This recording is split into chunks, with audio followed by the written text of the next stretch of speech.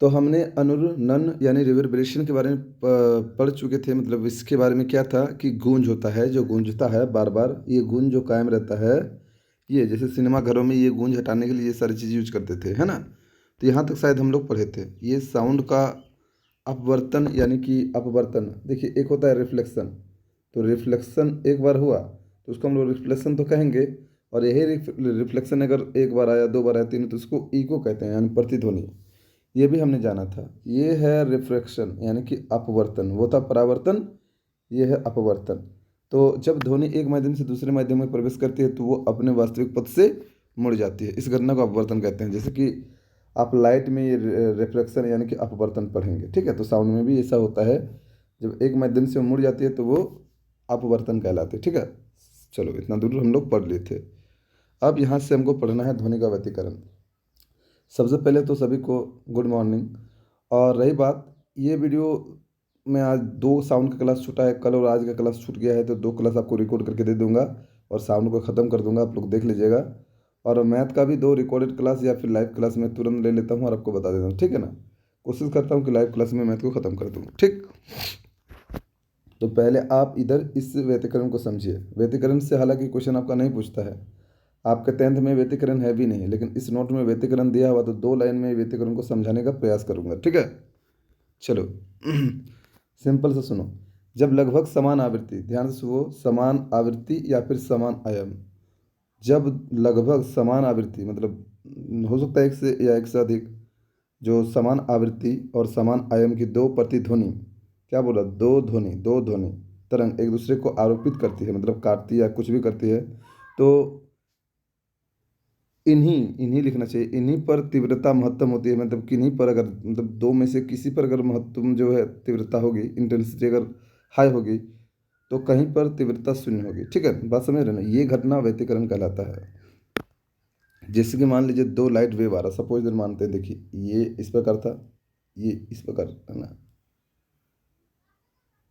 एक मान ली इस प्रकार हुआ, मैं कलर चेंज कर कब लेता हूँ, ठीक है, लाल लेता हूँ। अब मान लो एक हुआ, क्या लिखूंगा, एक,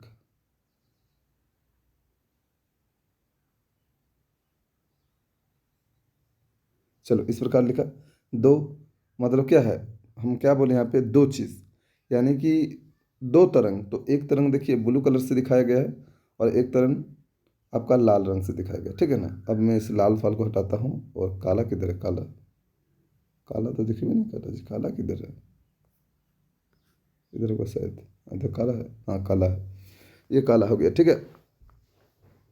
तो ये देखिए, ये ऊपर वाला जो ब्लू है ये एक तरंग है, नीचे वाला एक तरंग है। तो क्या हुआ, देखिए इस जगह में देखिए, इधर जो है मैक्सिमम हुआ, ये मैक्सिमम हुआ, ठीक है ना। तो कहीं मैक्सिमम नहीं, कहीं शून्य, कहीं कट गया शून्य, इस पॉइंट पे शून्य हुआ, इस पॉइंट भी शून्य हुआ, इस पॉइंट भी शून्य हुआ। तो इसी जो पॉइंट्स है, इन सभी को हम लोग क्या कहते हैं, नोड्स कहते हैं। नोड्स मतलब ये जो पॉइंट्स है जहाँ पे शून्य हो जा रहा है, ये दोनों जब मिल रहा है आपस में तो शून्य हो जा रहा है, तो इसको नोड्स कहेंगे, नोड्स, है ना। और इसको एंटी नोड्स, ठीक है। तो ये सब आगे पढ़ेंगे, उससे पहले हम लोग पहले जान लेते हैं, हम आपको दिखाएंगे, फिगर भी है, कोई दिक्कत नहीं है, आप ध्यान से देखिए। कभी कभी समुद्र के जहाज नहीं मिल पाते हैं क्योंकि जहाँ तीव्रता शून्य होती है वहाँ विनाशी व्यतिकरण यानी डिस्ट्रक्टिव इंटरफेरेंस होता है और नीरव क्षेत्र साइलेंस जोन का निर्माण करता है। सबसे पहले सोचिए, मैं आपको पहले क्लियर करता हूँ। सबसे पहले आप देखिए, उसी को थोड़ा घुमा के आपको लिखा हूँ, फिगर को घुमा के लिखा हूँ।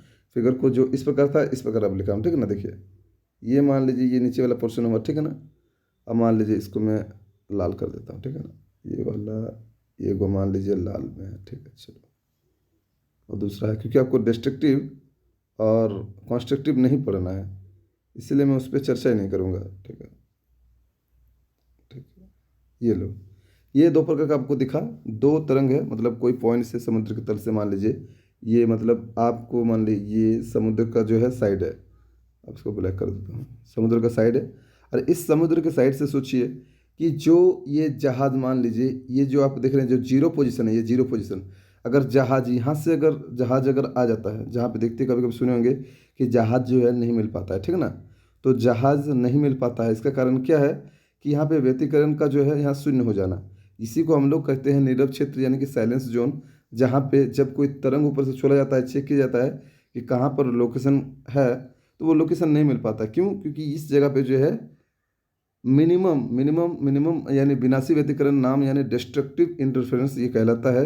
जब दोनों का जो है, दोनों वेव यानी दोनों की तरंग का जो मीटिंग पॉइंट है, जो मीटिंग पॉइंट है, देखिए ये लाल वाला, ये वाला जो मीटिंग पॉइंट है, वो एक पॉइंट पे मिल रहा है, ठीक है ना, मतलब जीरो जीरो एरिया पे मिल रहा है, जीरो एरिया पे, तो वो विनाशी, तब वो अपने आप को विनाश कर देता है। जिस कारण अगर जहाज़ अगर इस लोकेशन में होगा तो जहाज़ का मिल पाना इम्पॉसिबल है। लेकिन ये क्या है, ये जो आप ये जो क्षेत्र देख रहे हैं, ये वाला क्षेत्र, तो इसमें क्या है, देखिए ये मैक्सिमम एम्पलीट्यूड दिखा रहा है, ये भी जो है मैक्सिमम एम्पलीट्यूड दिखा रहा है। तो ये समपोषी व्यतिकरण यानी कॉन्स्ट्रक्टिव इंटरफ्रेंस है, क्योंकि इनके भी जो है एम्पलीट्यूड आयाम भी ज़्यादा हो जा रहा है, ठीक है ना। तो ये दोनों जो आवृत्ति, दोनों ही जो यहाँ पे आप वेव देख रहे हैं, मतलब वेव बोले तो तरंग जो देख रहे हैं, जो लाल वाला और ब्लू वाला, दोनों का ही जो है समान आवृत्ति और समान आयाम वाला दो छोड़ा गया है और इस प्रकार वेव बना रहा है। तो यही होता है। यहाँ पे आपको बस ये एक पॉइंट याद करना है और कुछ ही नहीं, बस एग्जाम्पल था एक, और कुछ याद नहीं करना, बस ये आपको समझना है कि क्या कह रहा है। जब लगभग समान आवृत्ति और समान आयाम की दो ध्वनि तरंग, हमने तरंग को दिखाया जो इस प्रकार एक तरंग था और एक इस प्रकार एक तरंग था, है ना, तो ये बिंदु एक जो है मिल जा रहा है और एक जो है मैक्सिमम हो रहा है, ठीक है, ये देख रहे हैं। तो वही बोल रहा है कि एक दूसरे पर आरोपित होती है, मतलब एक दूसरे पर, मतलब एक साथ कटती है, तो कहीं पर तीव्रता महत्तम होती है। अब मान लो जी यहाँ पर तीव्रता महत्तम हो गई है, तो कहीं पर तीव्रता शून्य हो गई है। देखो यहाँ पे तीव्रता शून्य हो गई है। तीव्रता बोलने का मतलब क्या है, यहाँ पे हम आयाम भी बोल सकते हैं लेकिन नहीं बोल रहे। क्यों? क्योंकि आई बराबर होता है ए स्क्वेयर, तो इसीलिए ये ए स्क्वेयर होता है, तो इसीलिए यहाँ पे तो आयाम हो भी नहीं करेगा, तो इस जगह में इंटेंसिटी क्या हो जाएगा, शून्य हो जाएगा। तो वही मतलब है, आप समझिए चीज़ को बस। यहाँ पे एम्पलीट्यूड मैक्सिमम, तो यहाँ पे इंटेंसिटी भी मैक्सिमम, महत्तम, ठीक है। तो यही बात है, बस ये डिफिनेशन अगर आपसे पूछ ले तो लगभग लगभग पूछा जाएगा आपसे, रहेगा एक क्वेश्चन अगर पूछता है तो। क्या है, जब लगभग समान आवृत्ति और समान आयाम की दो प्रतिध्वनि एक दूसरे पर आरोपित होती है, तो कहीं पर तीव्रता महत्तम तो कहीं पर तीव्रता शून्य, तो इसको क्या कहते हैं, तो ये घटना व्यतिकरण यानी इंटरफेरेंस ऑफ साउंड कहलाता है। ये जो है लाइट में भी आप पढ़ेंगे इसी प्रकार, है ना। तो ये साउंड के लिए था, जिसकी सहायता से ये जो है अगर समुद्र में कहीं भी जहाज वहाज नहीं मिल पाता है, तो जब ये जोन क्रिएट हो जाता है, जैसे कि आप समुद्र में देखेंगे कि लहर के माध्यम से जाता है, और आपको पता है ऊपर का जो सरफेस होता है वो अनुप्रस्थ के रूप में चलता है, और पानी के नीचे वाला जो सरफेस होता है वो अनुदैर्ध्य के रूप में चलता है ध्वनि में, ठीक है ना। ये आपको पता होना चाहिए। और हमने ये भी बताया कि विनाशी कब होगा, ये जो देखिए विनाशी कब होगा, ये पॉइंट भी याद रखिएगा। कब उसे विनाशी व्यतिकरण यानी डिस्ट्रक्टिव इंटरफेरेंस करेंगे, तो क्या बोल रहा है, कभी कभी समुद्र में जहाज नहीं पलता, इसको नहीं याद करना है। जब तीव्रता, जब दो वेव छोड़ी जाती है, जब दो तरंग छोड़ी जाती है, तो उनके बीच जो है तीव्रता शून्य होती है, तो शून्य होने के केस को, इस केस को हमको विनाशी व्यतिकरण, इंग्लिश में डिस्ट्रक्टिव इंटरफेरेंस कहते हैं। तो डिस्ट्रक्टिव इंटरफेरेंस यानी कि बोल सकते हैं ये जो इंटरफेरेंस पढ़े, ये दो प्रकार की हो सकता है।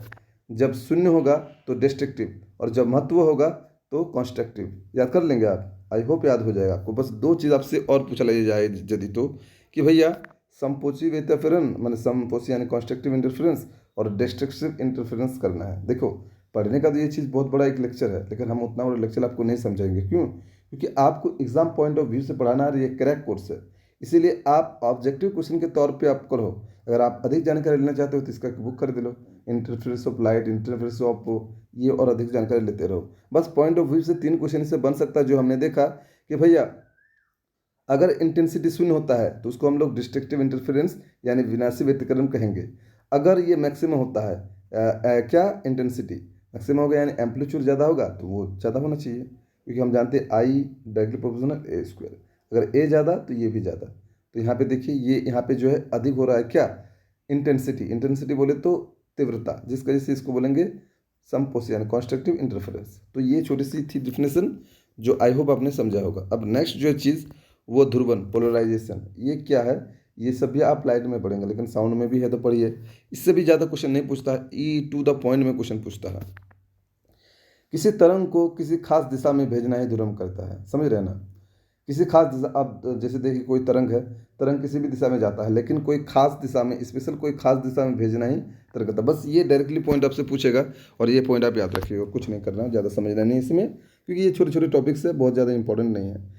किसी तरंग को किसी खास दिशा में भेजना ही ध्रुवण कहलाता है। ध्वनि तरंग के साथ ध्रुवण की घटना नहीं होती है, समझ रहे हो। तो हालांकि देख सकते हैं ये जो ध्वनि तरंग है उसके साथ ध्रुवण की घटना नहीं होती है, जबकि प्रकाश के साथ तरंग की ध्रुवण घटना होती है।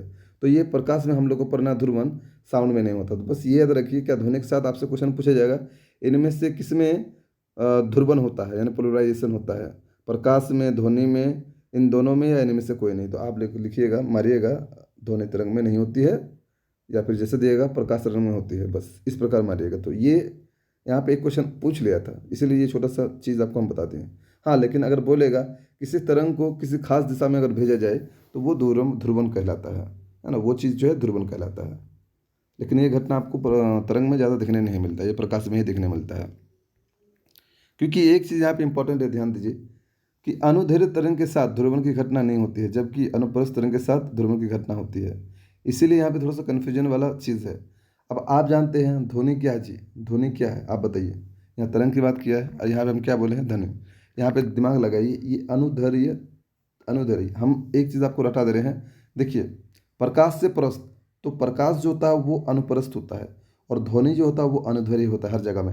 हाँ, कभी कभी जैसे कि वाटर के सरफेस में, समुद्र के ऊपर वाला सरफेस में आप देखेंगे तो अनुप्रस्थ हो जाएगा, कुछ कुछ जगह में होता है। लेकिन आप ये मान के चलिए कि ध्वनि जो होता है, ध्वनि यानी यांत्रिक वेग जो हम लोग पढ़ते हैं, यांत्रिक वेग के अंदर ध्वनि आता है, ठीक है, यांत्रिक वाला है ना, यांत्रिक जो मैकेनिकल वाला पढ़ते हैं हम लोग, वो इसी के अंतर्गत जो आपका क्या कहता है, अवसरव, पराश्रव और अवसरव्य, ये तीन जो आता है ये यांत्रिक तरंग के अंदर आता है, और ये अनुदैर्घ्य होती है, ध्वनि जो है अनुदैर्घ्य होती है। इस वजह से इस ध्वनि में कोई भी ध्रुवण की घटना नहीं होती है, ठीक है।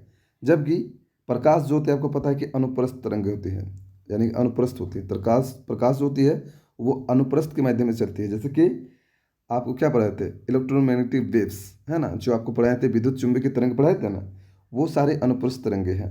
तो वो सारे तरंग जो है ध्रुवण की घटना इस समय पॉसिबल है। तो ये तीन चार पॉइंट है जहाँ से क्वेश्चन एक दो कर आता है।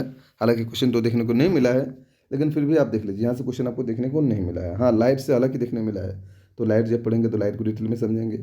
तो यहाँ पे 3 पॉइंट आपको बस इतना दिमाग में रखना है कि किसी तरंग को किसी खास दिशा में भेजने को ही हम लोग ध्रुवण कहते हैं, किसी तरंग को किसी खास दिशा में भेजने को ही हम लोग ध्रुवण कहते हैं।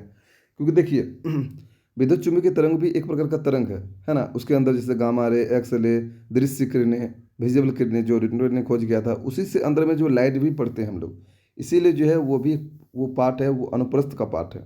लाइट वाला जो है वो अनुप्रस्थ का पार्ट है। तो अनुप्रस्थ होगा तो ध्रुवण की घटना होगी, अगर अनुदैर्घ्य होगी तो ध्रुवण की घटना नहीं होगी। इतना इसका 2-3 लाइन था, आपने कर लिया होगा। मैक नंबर भी आपको नहीं पढ़ना है, लेकिन फिर भी आप जान लीजिए, अगर मैक नंबर से अगर थोड़ा बहुत उठा पुठा के क्वेश्चन दे तो ये क्या होती है जान लीजिए। ये सब छोटे छोटे टॉपिक है, इसलिए हम सोच रहे थे इस सबको पढ़ाएंगे नहीं, लेकिन फिर भी एक छोटी वीडियो बना के आपको ये सब का जानकारी दे देते हैं, ठीक है। मैक नंबर का उपयोग वायुयान की चाल के निर्धारण के लिए हम लोग किया जाता है। यानी कि वायुयान, जो वायुयान आप समझ रहे हैं, जो एरोप्लेन वगैरह ये सब होते हैं, तो मैक नंबर जो का उपयोग इसी सब के चाल के निर्धारण के लिए हम लोग करते हैं, ठीक है ना। समझ रहे होंगे हम क्या बोलना चाह रहे हैं। तो यहाँ पे मैक नंबर को बस आप दिमाग लगाइए, मैक नंबर होता है क्या, वायुयान की चाल और ध्वनि की चाल। अब ध्वनि की चाल आपको पता है, ध्वनि का वेग पता है, और वायुयान की चाल आपको नहीं पता है। तो यहाँ पे कुछ कंडीशन होगा, आपको हम बता दे रहे हैं। मैक नंबर कुछ कंडीशन डायरेक्ट डायरेक्ट क्वेश्चन पूछता है, और ये सब जो है आपको मतलब टेक्निकल जो पढ़ाई होती है, जैसे कि पॉलिटेक्निक की आगे जाके पढ़ाई होगी, या फिर मान लीजिए जैसे कि आगे चल के आप डिप्लोमा का पढ़ाई कर रहे हैं, तो वो सब चीज़ में ये सब चीज़ पूछता है। लेकिन आप लोग जो है नर्सिंग के अंदर जा रहे हैं, तो ये सब सिलेबस में आपको नहीं पूछा जाता। आप बोलोगे क्यों पढ़ा रहे हो, तो भैया एक लाइन जानने में क्या हर्ज है, अगर पूछ लिया जाए। एग्जामिनर का कुछ कहना नहीं है कहाँ से क्वेश्चन पूछेगा, तो साउंड में ये सब पढ़ना रहता है। तो मान लो साउंड में अगर पूछ लिया तो क्या फ़र्क पड़ता है, पढ़ लिए तो थोड़ा सा 5 मिनट भी समय नहीं लगेगा, 3 मिनट में ख़त्म हो जाएगा। देखो सुनो, मैक नंबर का उपयोग वायुमंडल की चाल निर्धारण के लिए किया जाता है। दाब और ताप की सामान्य स्थिति, देखिए टेम्परेचर एंड प्रेशर सेम माने एकदम कांस्टेंट रहे, तब इस स्थिति में वस्तु और ध्वनि की चाल का अनुपात को ही मैक नंबर कहते हैं। यही वाला चीज़ें जो लिख के रखे हैं, क्या बोले हम लोग, वायुयान की चाल और ध्वनि की चाल। ये वायुयान का चाल भी नहीं बोल के आप, मतलब वायुयान एक क्या है, एक वस्तु है। वायुयान भी को अगर वस्तु माने, एक ऑब्जेक्ट माने, तो बस किसी माध्यम, माध्यम का बोल सकते हैं। जैसे वायुयान एक माध्यम है, तो वायु माध्यम की चाल बता ध्वनि की चाल भी आप कर सकते हैं, मैक संख्या।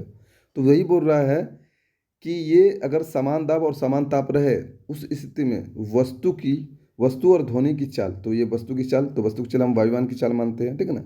इसे हम लोग कहते हैं मैक नंबर, बस इतना याद रखना है। ये अनुपात है, वायुयान की चाल और ध्वनि की चाल एक वेग है, ठीक है ना, कोई दिक्कत नहीं है। तो ये इसका कोई मैक नंबर का कोई भी यूनिट नहीं होगा। क्यों नहीं होगा? क्योंकि आप सोचिए यहाँ पे भी मीटर पर सेकंड और यहाँ भी मीटर पर सेकंड, ये कटा तो यूनिट लेस। तो मैक नंबर का आपसे पूछा जाए, डायरेक्टली क्वेश्चन पूछ सकता है कि मैक नंबर का मात्रक क्या होता है, तो घंटा नहीं, कुछ मात्रक होता है, मात्र कट गया। तो ये था मैक नंबर। आइए इस मैक नंबर को थोड़ा सा हम समझाते हैं।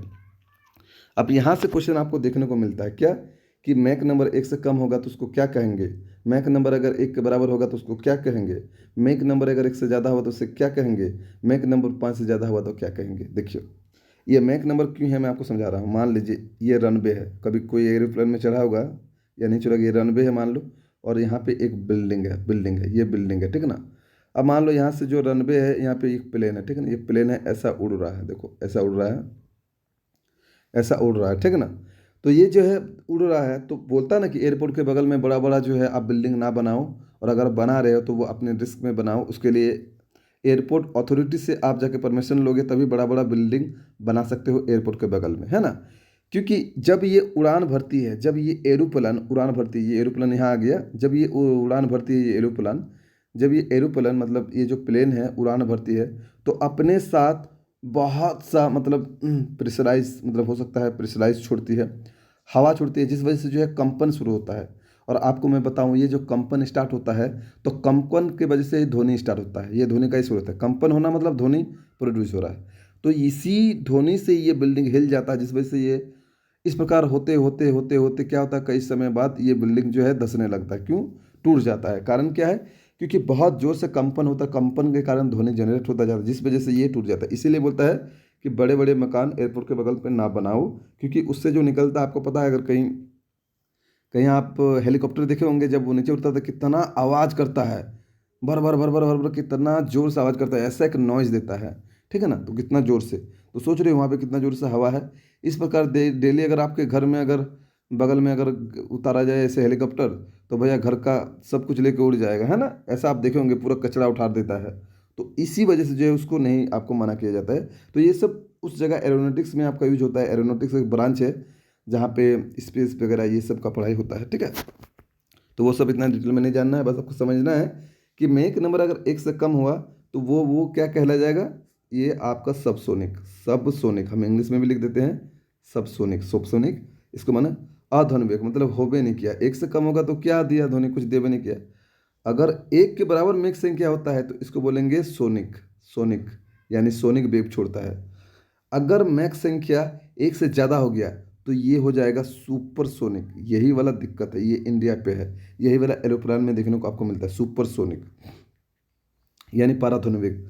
और अगर 5 से ज़्यादा हो गया तो ये अभी तक तो इंडिया में 5 से ज़्यादा आया नहीं है, ऐसा हेलीकॉप्टर बनवा नहीं किया है कि इतना जो फास्ट वो चला जाए, वरना ये तो तुरंत धंसा देगा। बहुत ये स्पीड वाला, जैसे बुलेट ट्रेन कैसा, उस प्रकार स्पीड से चलना, वो चल के जाएगा, ठीक है ना। तो ये क्या हुआ, ये हो जाएगा आपका हाइपरसोनिक। हाइपरसोनिक अभी तक नहीं आया है, हाइपरसोनिक। तो ये जो चीज़ था आप लोग ध्यान से रख लीजिएगा कि मैक नंबर अगर एक से कम हुआ तो उसको अध्वनिक बोलेंगे, मतलब कोई ध्वनि होबे नहीं किया, जिसको बोलते हैं हम लोग सब सोनिक। अगर मैक संख्या एक है तो इसको बोलेंगे सोनिक, यानी कि ध्वनिक विमान। ध्वनिक विमान बोलेंगे यानी सोनिक, सोनिक बोलेंगे। और अगर मैक संख्या एक से ज़्यादा हुआ तो पाराध्वनिक यानी कि सुपर सोनिक बोलेंगे उसको, सुपर सोनिक। ये वाला क्वेश्चन पूछ लेता है। अगर मैक संख्या एक से ज़्यादा है तो उसको सुपर सोनिक कहेंगे, और मैक संख्या अगर 5 से ज़्यादा है तो उसे पाराध्वनिक विमान कहेंगे। मैक संख्या ये कैसे निकाल रहे हैं, जैसे कि मान लीजिए आपको पता है ये ध्वनि का मतलब हवा में कितना होता है, 332 होता है। और मान लीजिए ये वेग अगर आपको कितना हो गया, मान लीजिए ये वेग अगर ऊपर वाला वेग अगर वायुयान की चाल अगर 200 मीटर पर सेकंड है, तो ये घट के ये आ जाएगा, एक आ जाएगा, समझ रहे हो, इससे कम ही आ जाएगा। अगर ये अगर 300 जाता है, ये 400 जाता है, तो ये एक से प्लस आ रहा है तो ये हो जाएगा। अगर ये मान लो कितना हो जाएगा, ये मान लो 1000 आ रहा है, 1000, तो 1000 यानी कि एक से ज़्यादा, एक से ज़्यादा तो ये हो जाएगा। तो यही स्पीड रहता है जब वायुयान स्टार्ट होती है, तो यही स्पीड लगभग लगभग रहती है, 800-900 के लगभग रहता ही है ना। तो 800-900 से इसको अगर भगा देंगे तो वो 2 पॉइंट समथिंग हो जाएगा। तो ये वाला हुआ। अगर जैसे मान लो 2000 स्पीड है तो इतना स्पीड तो होगा नहीं, है ना, इतना सोच रहे ये जब होगा 3 5 5 5 से ज़्यादा, तो इतना स्पीड से 2000 मीटर पर सेकंड से स्टार्ट थोड़ा ना होता है एरोप्लेन। इतना स्पीड से अभी कोई एरोप्लेन आई भी नहीं किया है इंडिया में, ठीक है। इतना ही काफ़ी है, इतना ही इनफ है, इतना स्पीड सही है, ठीक है। तो ये सब चीज़ है, मैक नंबर से आपसे क्वेश्चन पूछ लिया जाएगा। और ये मैक नंबर कुछ है नहीं, ये वस्तु की गति, मतलब वस्तु की चाल तथा जो है ध्वनि की चाल, या फिर वायुयान की चाल और ध्वनि की वेग भी आप बोल सकते हो। और मैक नंबर इस कंडीशन से आपको क्वेश्चन पूछा जाएगा।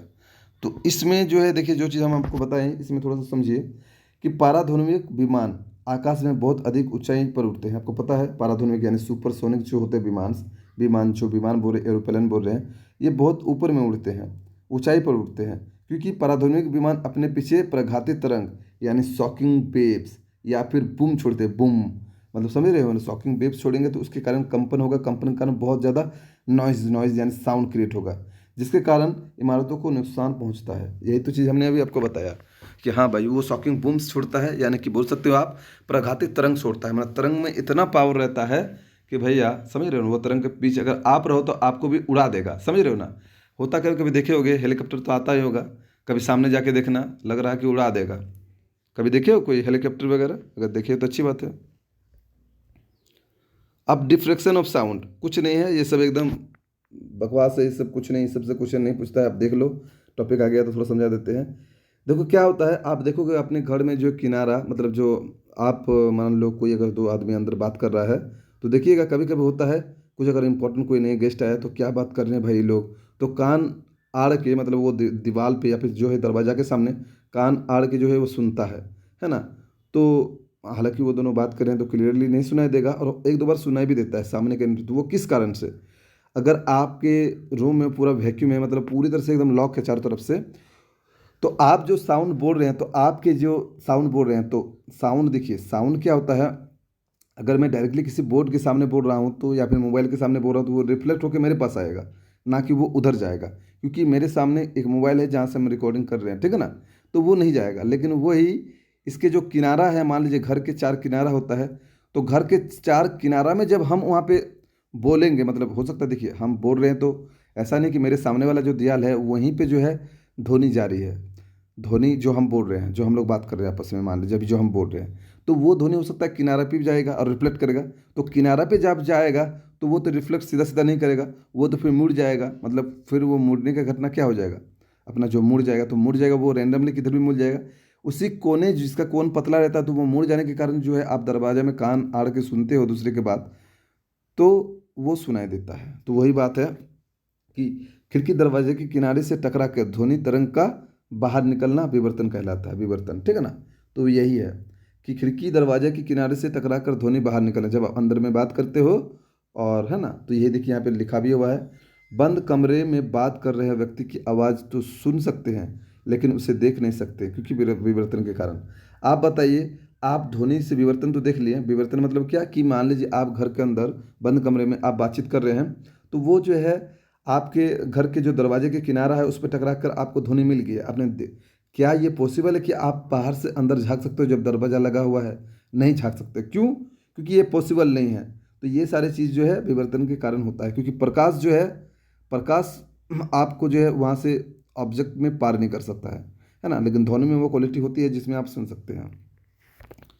तो यही वाली बात है कि बंद कमरे में बात कर रहे हैं व्यक्ति की आवाज़ तो सुन सकते हैं लेकिन देख नहीं सकते, क्योंकि ध्वनि का विवर्तन हो जाता है। विवर्तन हो जाने का मतलब ध्वनि मुड़ जाती है, लेकिन प्रकाश का विवर्तन नहीं होता, क्योंकि प्रकाश जो होता है उसके विवर्तन के लिए कम से कम जो है 10⁷ मीटर का किनारा होना चाहिए, तभी ये संभव है। आप देख सकते हो, अब आपका दरवाजा है 10⁷ सोच लो, इतना पतला किनारा कोई बनाता है जी? नहीं बन पाएगा, इम्पॉसिबल है।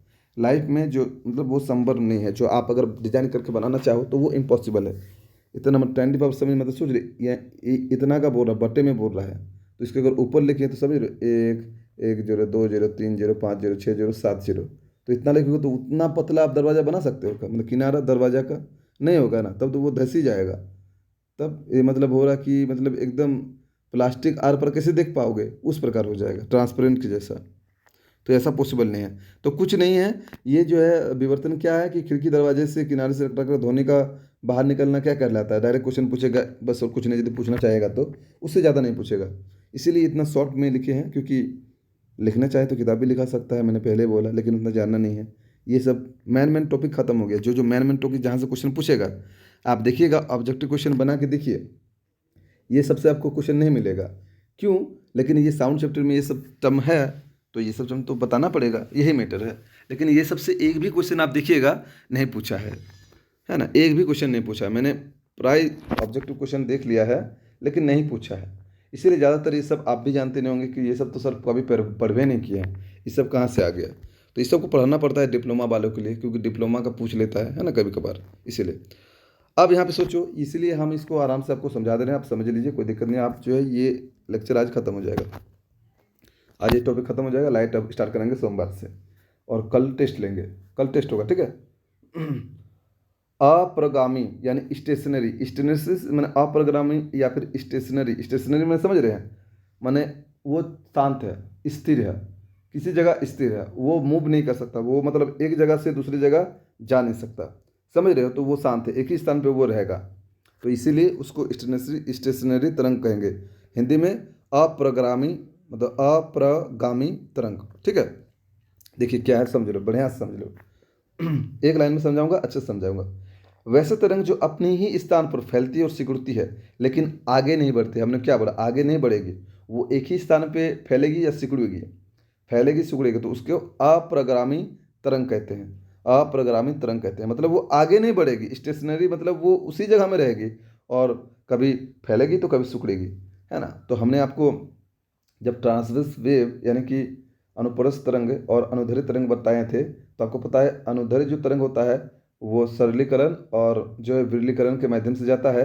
तो सरलीकरण में जो है वहाँ पे दाब कम रहता है, और विरलीकरण में दाब अधिक रहता है। उसी प्रकार हमने जब आपको क्या बोले थे, हमने जब आपको पढ़ाया था क्या जी, अनुप्रस्थ, तो उसमें बोले थे कि ये जो चलता है संपीड़न और आपका संपीड़न और विरलन तो बोल ही दिए ना, हाँ ठीक है, बस संपीड़न और विरलन, तो ये जो दो चीज़ था इंपॉर्टेंट है, ठीक है ना। अब देखिए यही जो है नहीं बढ़ती, तो क्या हुआ, जैसे मान लीजिए मैं एक वेव बनाना पड़ेगा, नहीं तो आप नहीं समझ पाओगे। चलो इसको इस प्रकार लिखते हैं,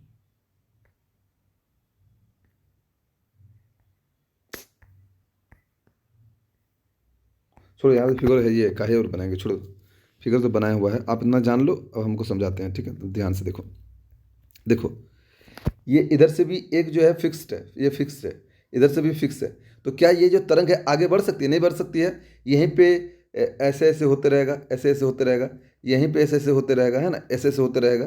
तो ये देखिए ये दो तरंग है, एक तरंग ये वाला हो गया, ये वाला एक तरंग हो गया, ये वाला एक तरंग हो गया, और दूसरा तरंग ये बोले उसे लगते हैं, ये एक तरंग हो गया, ये दो तरंग है, दोनों तरफ दीवार लगा दी, फिक्स है, ये यहीं पे ऊपर नीचे हो जाएगा, ठीक है ना। तो मैंने आपको कहा था कि ये जो है डिस्ट्रक्टिव और ये है आपका कॉन्स्ट्रक्टिव, सॉरी उल्टा बोल दिया क्या, ये डिस्ट्रक्टिव और ये कॉन्स्ट्रक्टिव है ना, ये कॉन्स्ट्रक्टिव हम बोले थे। तो इसी को हम लोग क्या बोलते थे, नोड बोलते थे, एन फोर नोड, इसको नोड बोलते हैं, हिंदी में भी नोड बोलते हैं, इसको बोलते हैं एंटी नोड। एंटी नोड याद रहिएगा, क्यों, जहाँ पे जीरो इंटेंसिटी हो रहा है। अब जीरो इंटेंसिटी कहाँ पे हो रहा है, अब देखिए जिस जगह पे मीटिंग पॉइंट है उसी पे इंटेंसिटी जो है जीरो, शून्य होता है, शून्य, जिस जगह पे मिल रहा है उसी पे जो है ये शून्य होता है, तो इसको नोड कहेंगे। और ये जहाँ पे मैक्सिमम एम्पलीट्यूड हो जा रहा है इसको एंटी नोड। तो इसमें जो है ये जो पॉइंट आपको देख रहे हैं, ये जो पॉइंट, इसको बोलेंगे क्या, नोड। ये पॉइंट को भी हम लोग नोड बोलेंगे, ये पॉइंट को भी नोड बोलेंगे, लेकिन बीच वाला जो होता है वो एंटी नोड, बीच वाला मतलब एंटी नोड, ठीक है। इतना याद लीजिएगा कि नोड और एंटी नोड होता क्या है। तो नोड कौन सा होता है, जिस जगह पे इंटेंसिटी शून्य हो जाता है वो नोड, और जिस जगह पे इंटेंसिटी मैक्सिमम हो जाता है वो एंटी नोड, ठीक है, ये हम लोग जान लिए। अब ये जो है देखिए ये आगे नहीं बढ़ पाएगी, मतलब इस प्रकार अगर हम चाहें कि इसको मान लीजिए यदि एक तरफ फिक्स रहता तो इस प्रकार जाता है, ये इस प्रकार जाता, लेकिन वो नहीं जा पा रहा, क्यों, क्योंकि फिक्स कर दिए हैं। अब इस प्रकार दो तरंग इस प्रकार जाता लेकिन नहीं जा पा रहा है, फिक्स कर दिए हैं, तो क्या घंटा जाएगा, नहीं जाएगा। यहीं पे वेव जो है ऐसे ऐसे करते रहेगा, ऐसे ऐसे करते रहेगा, है ना, वेव ऐसे ऐसे करते रहेगा, समझ रहे हो ना, ऊपर नीचे होते रहेगा। तो देखो हमने आपको कहा था कि देखो, आपको मैं फिर से समझा दे रहा हूँ, क्योंकि नहीं समझेंगे तो दिक्कत होगा। पहले सोचो, अरे यार ये तीर काहे बना दिया, देखो सब पहले ये कलर से समझो, उसके बाद अब यहाँ से ये वाला हुआ, तो हमने बोला इस बिंदु और इस बिंदु को दूरी को क्या कहते हैं जी, लेमडा कहते हैं, यानी वेवलेंथ कहते हैं, है ना, लेमडा कहते हैं। तो अगर इसको थोड़ा शिफ्ट किया जाए और इसका आधा भाग को हम लोग क्या कहेंगे, लेमडा बटा 2 कहेंगे। या फिर थोड़ा सा शिफ्ट करते हैं, ये यहाँ पे लिए तो हम क्या करते हैं, थोड़ा सा और शिफ्ट करते हैं, इस पॉइंट में लेकर इस पॉइंट पे लेते हैं। तो ये जो पूरा पॉइंट है मैं फिर से समझा देता हूँ, यानी कि यहाँ से लेकर जो यहाँ से है, ये पॉइंट से लेकर ये पॉइंट, ये पूरा जो है लेमडा हो जाएगा, लेमडा हो जाएगा, होगा ना। इसका आधा अगर बात बोले हम तो ये आधा वाला भाग क्या हो जाएगा, ये वाला भाग क्या होगा, लेमडा बटा 2 हो जाएगा। लेकिन इसका भी आधा वाला भाग बोले तो लेमडा बटा 4 हो जाएगा है ना, लेमडा बटा 4 हो जाएगा, सही है। क्योंकि आपसे बोलता है, दिमाग लगाइए मैंने क्या बोला, सोचिए, ये पूरा जो है लेमडा हो जाएगा, क्योंकि हमने बोला था वेवलेंथ क्या है। अब इसको आधा करो तो ये लेमडा बाई 2 हो जाएगा, इसको भी आधा करो तो ये लेमडा बाई 4 हो जाएगा, होगा कि नहीं होगा। अगर बोले कि भैया ये एक नोड है और ये एक एंटी नोड है, इसके बीच दूरी कितना होगा, ये जो दूरी है कितना होगा, तो लेमडा बटा 4 होगा। अगर हम बोले कि एक नोड और फिर से एक नोड, दोनों नोड के बीच दूरी, तो दोनों नोड के बीच दूरी कितना हो जाएगा, तो लेमडा बाई 2 हो जाएगा, ठीक है, समझ रहे हो ना। तो उस समय हम लोग पढ़े थे लेमडा के बारे में, जो दो गर्त और दो सिरिंज के बीच की दूरी को हम लोग वेवलेंथ कहते हैं, तो वो पढ़े थे। लेकिन क्वेश्चन अब आपसे घुमा के पूछेगा कि भैया हमको बताओ कि तरंग दैर्घ्य का मान कितना होता है, किसके बीच, दो क्वेश्चन रहेगा। एक बोलेगा नोड और एंटी नोड, यानी कि नोड और एंटी नोड के बीच आपका जो है कितना बनेगा, तो ये लेमडा बटा 4 बनेगा। आपसे दूसरा क्वेश्चन पूछेगा कि दो नोड्स यानी एन एन, यानी दो नोड के बीच जो है बनेगा क्या, तो वो लेमडा बटा 2। दो एंटी नोड, ये दोनों एंटी नोड के बीच क्या बनेगा, तो लेमडा बाई 2, समझ रहे हो ना। मतलब नोड के बीच या एंटी नोड के बीच अगर बनेगा तो वो लेमडा बाई 2 तरंग दैर्घ्य, अगर नोड और एंटी नोड के बीच बनेगा तो वो लेमडा बटा 4।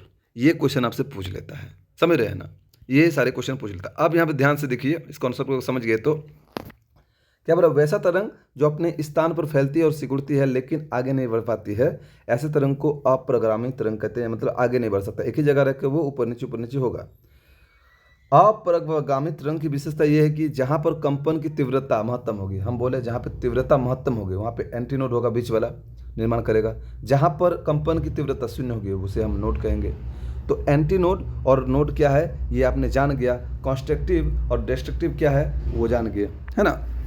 मतलब कुछ नहीं, ये कॉन्स्ट्रक्टिव और डिस्ट्रक्टिव इंटरफेरेंस का ही समथिंग पार्ट है। आप देखिएगा कॉन्स्ट्रक्टिव मतलब और डिस्ट्रक्टिव पॉइंट को ही हम लोग क्या बोल रहे हैं, डिस्ट्रक्टिव जो पॉइंट होता है, ये जो जहाँ पे शून्य हो रहा है ये नोड्स, ये डिस्ट्रक्टिव पॉइंट है। डिस्ट्रक्टिव पॉइंट में क्योंकि इंटेंसिटी शून्य हो जाता है, तो इस नोड बोल लो या फिर डिस्ट्रक्टिव पॉइंट बोल दो, जो बोलना चाहते हैं आप बोलिए। और ये एंटी नोड क्या है, इसमें मैक्सिमम हो रहा है, इसको आप बोल सकते हैं कॉन्स्ट्रक्टिव, है ना, कॉन्स्ट्रक्टिव इंटरफेरेंस या फिर एंटी नोड बोल सकते हैं। मतलब दोनों ही इस सिमिलर जैसा है, ठीक है। तो ये दोनों का कॉन्सेप्ट क्लियर कर दिया मैं, और ये किसका क्या मान रहता है ये भी चीज़ आपको हम बता दिए कि ये आप अगर लिखना चाहो तो आप लिख लोगे। अगर आप यहाँ पे नहीं समझ पा रहे हो तो देखो यहाँ से हम डायरेक्ट अगर हम यहाँ से काट दें तो देखो ये नोड और ये रहा एंटी नोड, ठीक है ना। तो ये नोड और एंटी नोड के बीच आप देख लें कि ये जो है लेमडा बटा 4 होता है। और देखिए ऊपर में भी आपको दिखा दिया हूँ, देखो यहाँ इस बीच में आ रहा है और ये यहाँ, मतलब ये दोनों के बीच यानी नोड के बीच क्या हो जाएगा, लेमडा बटा 2। या फिर ये और ये के बीच देखो तो ये भी लेमडा बटा 2 ही हो जाएगा, है ना, ठीक है, समझ लो। चलो, आप पूछोगे सर पूरा को वेवलेंथ क्यों मान रहे हैं, तो मैंने अभी आपको बताया। आप बोलेंगे इसको पूरा को आप वेवलेंथ क्यों मान रहे हैं, ये तो होता नहीं है ऐसा, है ना। आप ये बोलेंगे तो इसके लिए मैं आपको बताया कि देखो मैं 1 2 3 4 को बना देते हैं। अब देखो मैंने कहा कि ये और ये के बीच जो होता है इसको लेमडा कहते हैं। थोड़ा सा शिफ्ट करते हैं, अगर इसको यहाँ तक बढ़ाते हैं, अब मान लो यहाँ तक बढ़ाते हैं, यहाँ पे एक दीवार देते हैं, यहाँ पे तो दीवार दिखे है ना। अब यहाँ पे ये पोर्शन देखिए, ये जितना पोर्शन घटा ये थोड़ा वाला, इसको एक्स मानते हैं, तो इधर भी इतना शिफ्ट करेंगे एक्स, तो इसको जब इधर शिफ्ट करेंगे तो अब ये पूरा वाला नहीं हो जाएगा लेमडा, हो जाएगा नहीं लेमडा। तो थोड़ा थोड़ा शिफ्ट किए तो लेमडा हो गया, बात समझ रहे हो ना, हो गया। थोड़ा थोड़ा शिफ्ट किए, इसको भी एक्स मान लिए और इसको भी एक्स मान लिए, तो एक्स शिफ्ट कर दिए तो अब ये पूरा लेमडा हो गया। छोटा सा दिमाग का खेला था। अब देखो ये जब तरंग आगे नहीं बढ़ सकती है तो सुनो, ये तरंग अपने साथ ऊर्जा का वहन नहीं करती है, ये तरंग अपने साथ ऊर्जा का वहन नहीं कर सकती है। अब वो एक ही जगह में ऊपर नीचे हो रहा है तो भैया क्या ऊर्जा लेके चलेगा। लेकिन अगर ये रहता इस प्रकार रहता तो ऊर्जा को भी लेके चलते, आगे भी बढ़ता, जैसे कि समुद्र की लहरें। अब यहाँ पे देखो क्वेश्चन बोल ही दिया है कि दो लगातार नोड या एंटी नोड के बीच की दूरी को हम लोग दो लगातार नोड्स या एंटी नोड, या तो नोड और नोड, या तो एंटी नोड और एंटी नोड के बीच को हम लोग क्या बोलेंगे, λ/2 होता है दूरी, ठीक है, समझ गए। अब यहाँ पे देखो क्या बोल रहा है, तथा दो लगातार नोड, दो लगातार नोड, अरे उल्टा हुआ क्या, sorry sorry sorry sorry sorry sorry, माफ़ कीजिएगा, यहाँ पे थोड़ा सा उल्टा बोल दिए हम। यहाँ पे या है ना, या देखो क्या है, सुनो गौर से, नोड एंटी नोड, नोड और एंटी नोड, हाँ ठीक तो बोले थे, नोड और एंटी नोड, हाँ ठीक है, नोड, दो नोड या फिर एंटी नोड, एंटी नोड के बीच, ठीक है, λ/2, सही तो है, सही तो है जी, सही बोले थे। अब यहाँ पे क्या बोल रहा है, दो लगातार नोड और एंटी नोड, यहाँ पे लगातार बोल के कन्फ्यूजा दिया है, तो ये नोड और एंटी नोड मतलब एक नोड और है, और ये देखिए और है, और एंटी नोड, इसके बीच जो है λ/2 बनेगा, या फिर आप एंटी नोड और नोड बोलेंगे तो फिर भी ये λ/4 हो जाएगा, सॉरी λ/4, ये यहाँ पे देख सकते हैं λ/4, तो ये चीज़ था जहाँ पे ये क्या है, तरंगधर है। तो इस प्रकार आपसे ये क्वेश्चंस आपसे एक एक लाइन करके अगर पूछता है तो पूछेगा, लेकिन कभी तक पूछा नहीं है। आप जितने भी ऑब्जेक्टिव क्वेश्चन बना लिए हो या बनाओगे तो मुझे नहीं लगता कि यहाँ से क्वेश्चन मिला होगा मुझे, मैं भी देखा हूँ है ना, नहीं पूछा है अभी तक, नहीं पूछा है, ठीक है, अभी तक तो नहीं पूछा है। तो चलिए ये हो गया, मतलब जो आगे नहीं बढ़ सकती है स्टेशनरी वेव्स, है ना, और जो आगे बढ़ेगी तो देखते हैं आगे बढ़ने को प्रगामी वेग, और जो आगे नहीं बढ़ेगी उसको हम अप्रगामी वेग, तो ये प्रोग्रेसिव वेव्स है, उसी का उल्टा, मतलब वो फिक्स था लेकिन ये अब आगे बढ़ेगा, मतलब ये अब जो है आगे बढ़ेगा, देखिए दो वेग है, इस प्रकार आगे बढ़ेगा, इधर से वेग वेग बनाते हैं, इस प्रकार दो वेग है, एक वेग ये, एक वाला ये, ठीक है ना, तो दो वेग आगे बढ़ रहा है। तो यहाँ पे अगर आप नहीं समझे पा रहे हैं तो मैं आपको कलरफुल करके समझाता हूँ, देखो ये और भी आगे जाएगा, लेकिन हम बना नहीं रहे हैं, काहे बनाए, बस तीन ही काफी, आप देखिए ये ब्लू रंग से दिखा रहे हैं, इस प्रकार चलते जाएगा, है ना, तो ये आगे बढ़ते जाएगा, ये आगे बढ़ते जाएगा, तो कुछ नहीं उसी का उल्टा है जो आगे बढ़ते जाएगा, तो क्या है सुनिए, काला कर लेता हूँ, ठीक है, हाँ, क्या है, वो तरंग जो आगे बढ़ती है प्रगामी तरंग कहलाती है, ये तरंग अपने साथ ऊर्जा का वहन करती है, सिंपल है, सिंपल है, वही चीज़ है। अब एंटीनोड नोड वहाँ पे समझा दिए हैं, अब यहाँ पे समझाने की जरूरत नहीं है, तो ये बस उसी का उल्टा है, जो आगे बढ़ती हुई चलती जाती है वो प्रगामी, जैसे कि समुद्र की लहरें आगे बढ़ती चलती जाती है, ठीक ना, लेकिन उसका भी एक समय आता है जहाँ पे वो एंड हो जाता है, ऐसा नहीं कि चलते जाता है, जहाँ पे उसका किनारा होता है उसके बाद खत्म हो जाता है, ठीक है। तो ये आप देख सकते हैं, जैसे हवा का वेग, हवा भी चलता है तो, है ना, लेकिन अनुदैर्ध्य रूप में चलता है, अनुप्रस्थ के रूप में तो नहीं चलता है, तो ये रहा उसका उल्टा। तो ये जो दो तरंग है, समझ रहे हैं आप, प्रोग्रेसिव वेव्स किसे कहते हैं, वो तरंग जो अपने आगे बढ़ती है और अपने साथ ऊर्जा का वो भी लेके चलती है, बस ये छोटा सा एग्जाम्पल से, कुछ नहीं है। अब ऑर्गन पाइप कितना है जी, और खत्म हो जाएगा, चलो खत्म हो जाएगा, हम खत्म कर देते हैं,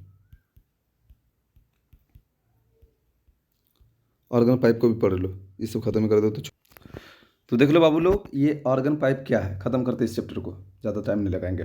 तो ऑर्गन पाइप एक प्रकार का पाइप है जहाँ ध्वनि की उत्पन्न वायु के कंपन के कारण होता है। नहीं समझे होंगे कि भैया ये ऑर्गन पाइप कभी नहीं पढ़े हैं सर, आपके पास पहली बार पढ़ रहे हैं, तो जान लो। देखो आपने बांसुरी देखा होगा, बांसुरी, इस प्रकार बांसुरी या गाना सुने होंगे तो अच्छी बात है, ये बांसुरी देखें, यहाँ पे छोटे छोटे छिद्र रहता है और एक तरफ से फूंक मारते हैं तो वो बजने लगता है, मतलब आप इस बांसुरी में फूंक लगाते हैं तो आप उस फूंक से, यानी आपके जो वायु है उसके कारण कंपन होना स्टार्ट होता है, इसी कंपन के कारण बांसुरी बजने लगती है, कंपन के कारण ही तो ध्वनि उत्पन्न होने लगती है। तो बांसुरी कितना सुरीला होता है, आप मोटा भी बजा सकते हो, ऐसा नहीं है, उस प्रकार ट्रम्पेट वगैरह वगैरह ये सारे बहुत इंस्ट्रूमेंट है, ठीक है ना। तो ये एक नली के आकार का होता है, जिसको आप देखिएगा कि ये जब आप इसमें वायु छोड़ते हैं तो ये जो है कंपन के कारण जो है ये ध्वनि उत्पन्न कर देता है, तो वही है ऑर्गन पाइप। एक प्रकार का पाइप है जहाँ ध्वनि की उत्पत्ति वायु के कंपन के कारण होता है। ध्वनि को इतना आसान में मत लीजिए, ध्वनि बहुत बड़ा खेला है, इसके अंदर बड़ा बड़ा इंस्ट्रूमेंट म्यूजिक जो चलता है, जैसे ऑर्केस्ट्रा, जैसे म्यूजिकल इंस्ट्रूमेंट, जैसे देख रहे अरिजीत सिंह गाना गाता है, उसके बाद इतना तरह तरह के म्यूजिकल इंस्ट्रूमेंट्स है, ये पूरा साउंड पे ही बेस्ड है ना। तो इतना आसान पे ना लीजिए कि ये जो साउंड है हल्के में है, हाँ आपके सिलेबस नहीं है, वो जो इसका मतलब आगे चल के पढ़ाई करता है, एकॉस्टिक्स लेता है, साउंड को अध्ययन करता है, बहुत इसके जगह में उपयोग है, ठीक है ना, बहुत सा इंस्ट्रूमेंट इसके अंदर में बन सकता है, लेकिन हमें तो वो नहीं पढ़ना है, हम कक्षा 10 के आधार पर जो है जो हमको जानना है वही जानना है, हमको थोड़ा बहुत सर आइडिया दे दीजिए ताकि हम एग्ज़ाम क्रैक कर पाएँ। वही हम कर रहे हैं, ठीक है। तो देखिए ये बाँसुरी जैसे मुंह में कभी आप लोग सीटी मारे, देखिए हम कोशिश कर रहे हैं, होता ही नहीं मेरे सर। तो देखिए एक मुंह को मतलब एक पतला जैसा मतलब मुंह का आकार का आप अगर सीटी मार के देखिएगा तो देखिएगा आप एक मुंह को जो है एक लंबा पाइप के जैसा बना लेते हैं और हवा बाहर में छोड़ते हैं, जिसके कंपन के कारण एक सीटी जैसा आवाज़ आता है। जैसे अगर हम सीटी मारे, कभी कभी आ जाता है, कभी कभी नहीं आता है। होता नहीं मेरे से होता नहीं भाई सीटी फीटी मारना, आप लोग से होता है बहुत अच्छी बात है।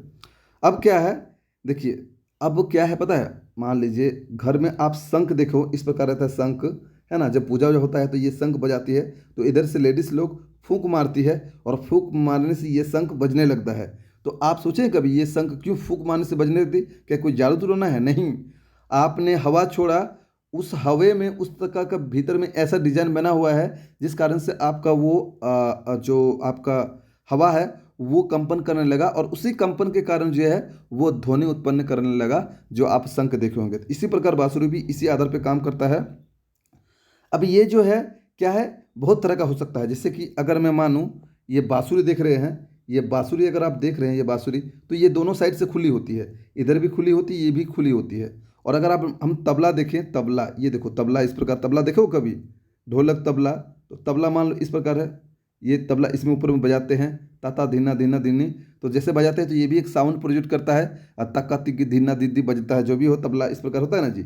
हाँ, ये प्रकार बजता है, इस जगह में हम मारते हैं तो वो बजने लगता है, ये वाला पोर्शन में मारते हैं तो वो बजने लगता है, ठीक है ना। ये वाला पोर्शन में मारते हैं तो ऊपर में बजने लगता है। तो ये क्लोज है, ये ओपन वाला है, तो इसीलिए ये ऑर्गन नली दो प्रकार का होता है, एक क्लोज्ड एक होता है और ओपन, ठीक है ना। अब अगर यहाँ पे वेव बनाया जाए तो मैं थोड़ा सा आपको अच्छा से समझाता हूँ। ये वाला देखो, ये मान लो बांसुरी ओपन है, तो जैसे ध्वनि इसमें ये करेगा तो क्या हो जाएगा, ये इस प्रकार जाएगा, सॉरी उल्टा कर दिया ना,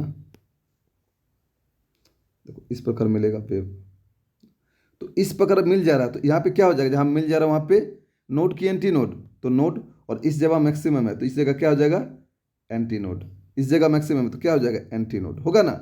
उसी प्रकार अगर हम तबले पे देखें, तो ये भी एक प्रकार का इंस्ट्रूमेंट है, चलो देखते हैं, ये भी एक प्रकार का इंस्ट्रूमेंट है, हाँ ये भी तो यहाँ पे देख सकते हैं ये जो पॉइंट है, क्योंकि दो पॉइंट मिल गया, ये देखिए दो पॉइंट मिल गया, तो हमने क्या बोला, ये क्या हो जाएगा, नोड हो जाएगा, और ये मैक्सिमम है, ये वाला मैक्सिमम है, तो ये वाला क्या हो जाएगा, ए फॉर एंटी नोड हो जाएगा, है ना। तो ये सब चीज़ था बेसिक। अब ये जो ध्वनि का चाल है उसी पर बेस्ड है, कोई दिक्कत नहीं है।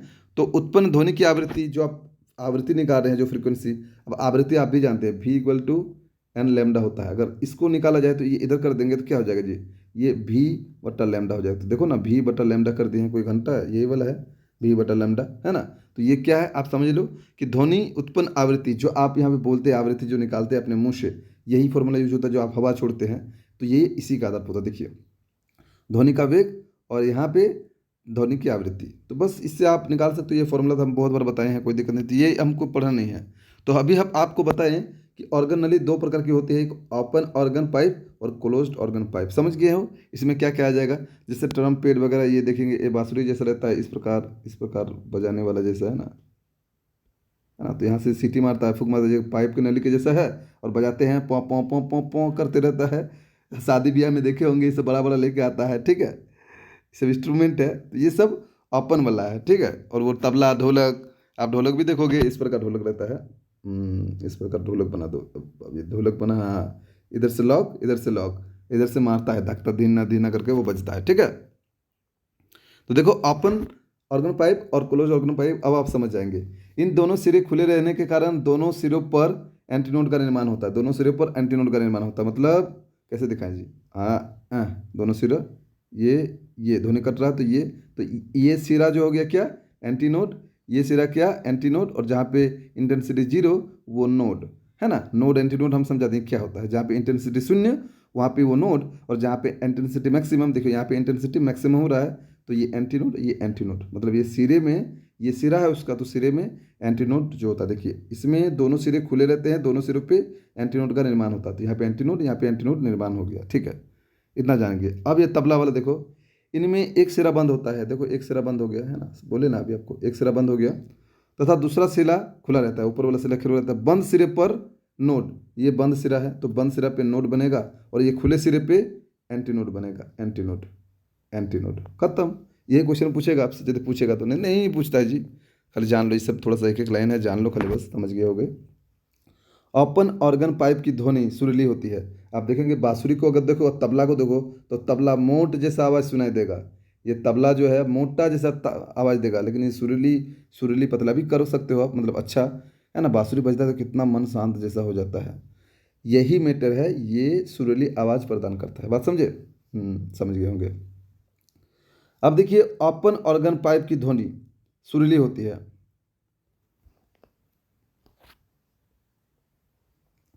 ओपन ऑर्गन पाइप की ध्वनि सुरीली होती है। ओपन ऑर्गन पाइप की ध्वनि सुरीली होती है। ओपन ऑर्गन पाइप की ध्वनि सुरीली होती है। ओपन ऑर्गन पाइप की ध्वनि सुरीली होती है क्योंकि इसमें सम और विषम दोनों सनादी हार्मोनिक होते हैं। देखो ये ओपन है, फिर से समझा रहे हैं, ये देखो ये दोनों, देखो यहाँ पे मिल भी रहा है, और मतलब यहाँ पे एंटीनोड और नोड्स भी बन रहा है, जिस मतलब सम और विषम दोनों प्रकार का हो रहा है। इस वजह से ये हार्मोनिक है। ये पॉइंट इतना इंपॉर्टेंट है नहीं, छोड़ दो ये सब नहीं। और इसकी ध्वनि कम सुरीली होती है क्योंकि इसमें केवल एक ही विषम हार्मोनिक बनती है, यानी कि एंटीनोड।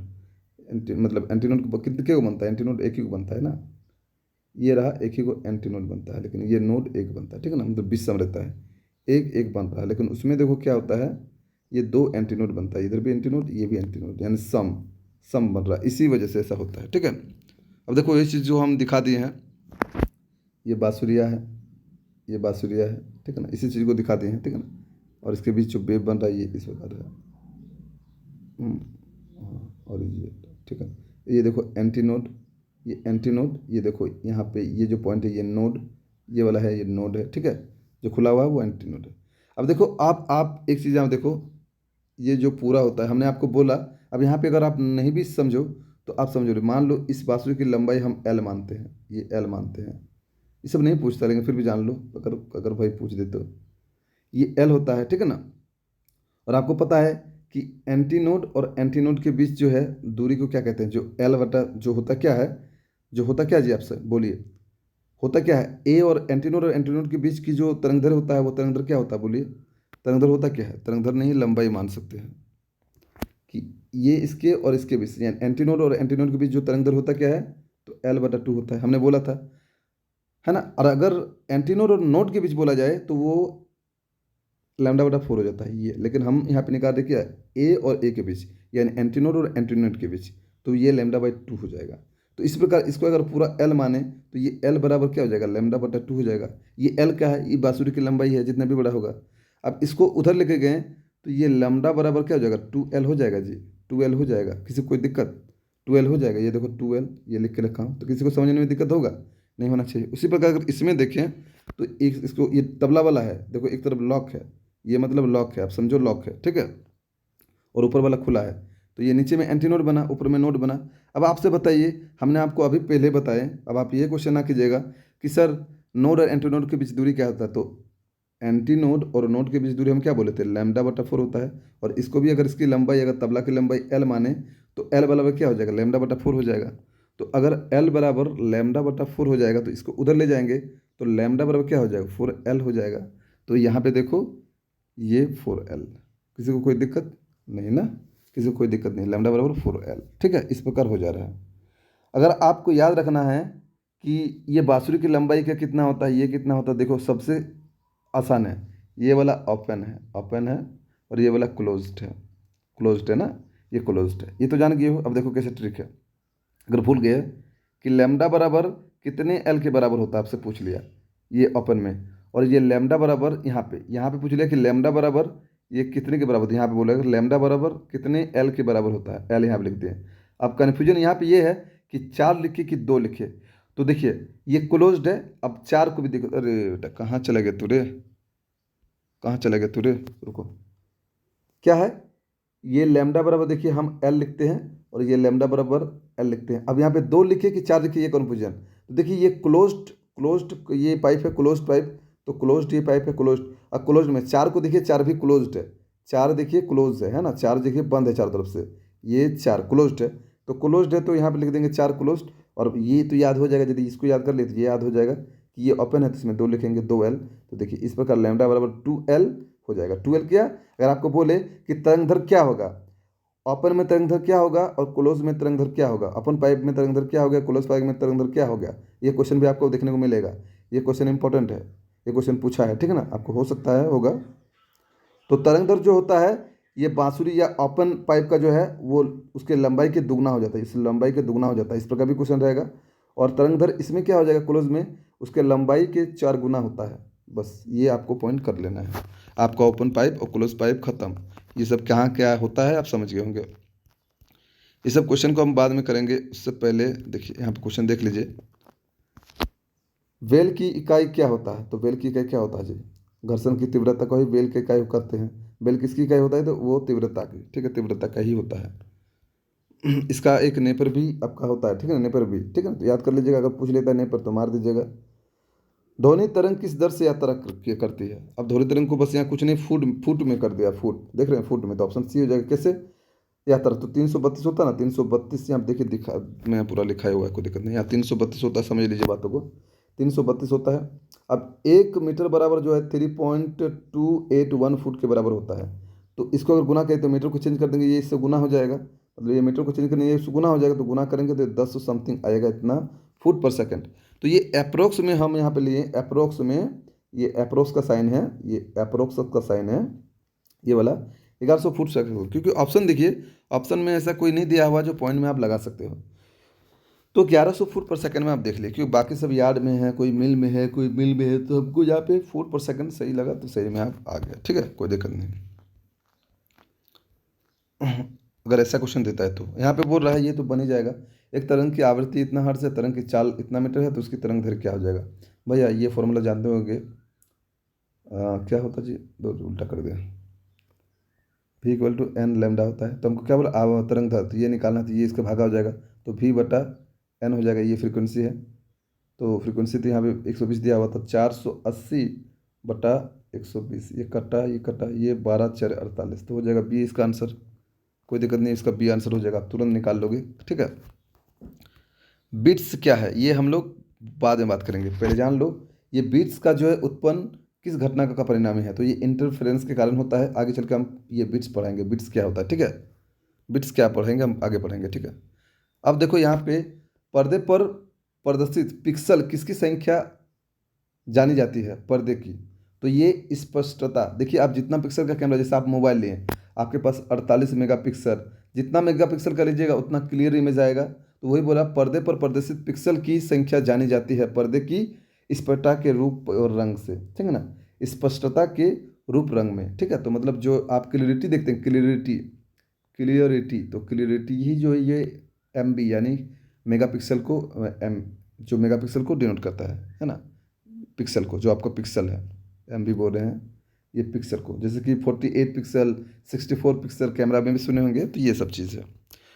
अब देखिए ये वाला असुरेदी वाला तो हम पढ़ाई दिए हैं, ये वाला तरंग धर और चाल बढ़ती है, जैसे आप यहाँ से जाते हो तो इसका तरंग धर जो है कम होता है, इसका ज़्यादा होता है, मतलब तरंग धर बढ़ती जाती है और चाल भी बढ़ती जाती है, लेकिन बाद बाकी घटती जाती है, आवृत्ति, ऊर्जा, ये सब घटती जाती है ना। तो इसी के आधार पर जब आप लाइट पढ़ोगे तो ये सब पढ़ोगे, ये ट्रिक नहीं याद करो, यहाँ पे ये वाला याद कर लो, इसको काट के भी ब जियोर, ठीक है, विबजियोर, ये सिर्फ बैगनी, ये सिर्फ आसमानी यानी कि इंडिगो, ब्लू से नीला, और हरा से ग्रीन, और देखो येलो से पीला, और ऑरेंज से नारंगी, और ये लाल से ये, तो इसका जो है तरंग दर क्या हो जाएगा, लाल का सबसे ज़्यादा तरंग दर होता है, इसी आधार पर अगर निकालो तो ये ला से है ना, बेयानी, ये सब लाइट में पढ़ेंगे, चिंता नहीं, लाइट में पढ़ो, तो फिर भी हम आपको बता दिए थे कि लाल का तरंग दर ज़्यादा और इसका तरंग दर जो है कम होता है, कम होता है। लेकिन अगर आवृत्ति की बात किया जाए, अगर आवृत्ति की बात किया जाए तो इसका आवृत्ति कम होगा, आवृत्ति कम होगा, और इसका आवृत्ति ज़्यादा होगा, है ना। एक क्वेश्चन पूछे तो किन में से किन सा रंग का, इनमें से कौन सा रंग का आवृत्ति ज़्यादा होता है ना, इनमें से कौन सा रंग का वेवलेंथ ज़्यादा होता है, तो वेवलेंथ लाल का ज़्यादा होता है, इसी वजह से उनका आवृत्ति कम होता है। कैसे होता है, अगर आप एक चीज़ याद कर लो तो एक चीज़ ऐसे याद हो जाएगा, कैसे याद हो जाएगा, अगर लाल का वेवलेंथ, अब हम लाइट में पढ़ेंगे, लाल का वेवलेंथ अधिक होता है, तो देखो क्या, तो v equal to n lambda होगा, तो इसको मान लो लाइट का जो स्पीड होता है, वो ध्वनि का जो स्पीड होता है वो कांस्टेंट होता है, तो ये दोनों जो है अपने आप में परपेंडिकुलर हो जाएगा, तो इसको ले जाएंगे तो ये नीचे आ जाएगा, ये नीचे आ जाएगा, तो ये जो है 1/n के रूप में हो जाएगा, तो ये अगर बढ़ेगी तो ये घटेगी, उसका उल्टा हो जाएगा, सिंपल। तो अगर इसका तरंग दैर्घ्य ज़्यादा है तो उसका आवृत्ति कम है, तरंग जगह ज़्यादा है तो आवृत्ति कम है। इस प्रकार ये सारी चीज़ हम लोग पढ़े थे, ये टॉपिक हम लोग खत्म कर दिए थे, ठीक है। अब यहाँ पे कॉस्मिक किरणों से भी क्वेश्चन नहीं पूछा जाता, लेकिन आप इसको समझ लीजिए क्या है। थोड़ा सा कॉस्मिक किरणों के बारे में कभी सुने होंगे लाइफ में। इन किरणों की उत्पत्ति सूर्य में अथवा पृथ्वी के उच्च वायुमंडल में नाभिकीय क्रिया द्वारा उत्पन्न होता है। जब नाभिकीय रिएक्शन कराया जाता है तब ये सब जो है उत्पन्न होता है। ये किरणें के विद्युत चुम्बकीय स्पेक्ट्रम का भाग नहीं है, बस ये हाईलाइट कर लीजिए, ये हाईलाइट कीजिए। ये क्वेश्चन पूछा था कि इनमें से कौन सा विद्युत चुम्बकीय तरंग नहीं है, तो दिया था गामा किरण, एक्स किरण, दृश्य किरण और ये कॉस्मिक किरण। तो ये कॉस्मिक किरण कोई भी यहाँ पे विद्युत चुम्बकीय तरंग नहीं है। तो एक क्वेश्चन आप यहाँ पे कर सकते हैं डायरेक्टली, यहाँ पे इसी प्रकार क्वेश्चन पूछ लिया था कि इन किरणों की उत्पत्ति सूर्य अथवा वायुमंडल के उच्च नाभिकीय क्रियाओं के द्वारा उत्पन्न होती है। ये किरणें विद्युत चुम्बकीय स्पेक्ट्रम का भाग नहीं है, बस ये प्रकाश विद्युत प्रभाव द्वारा पहचाना जाता है।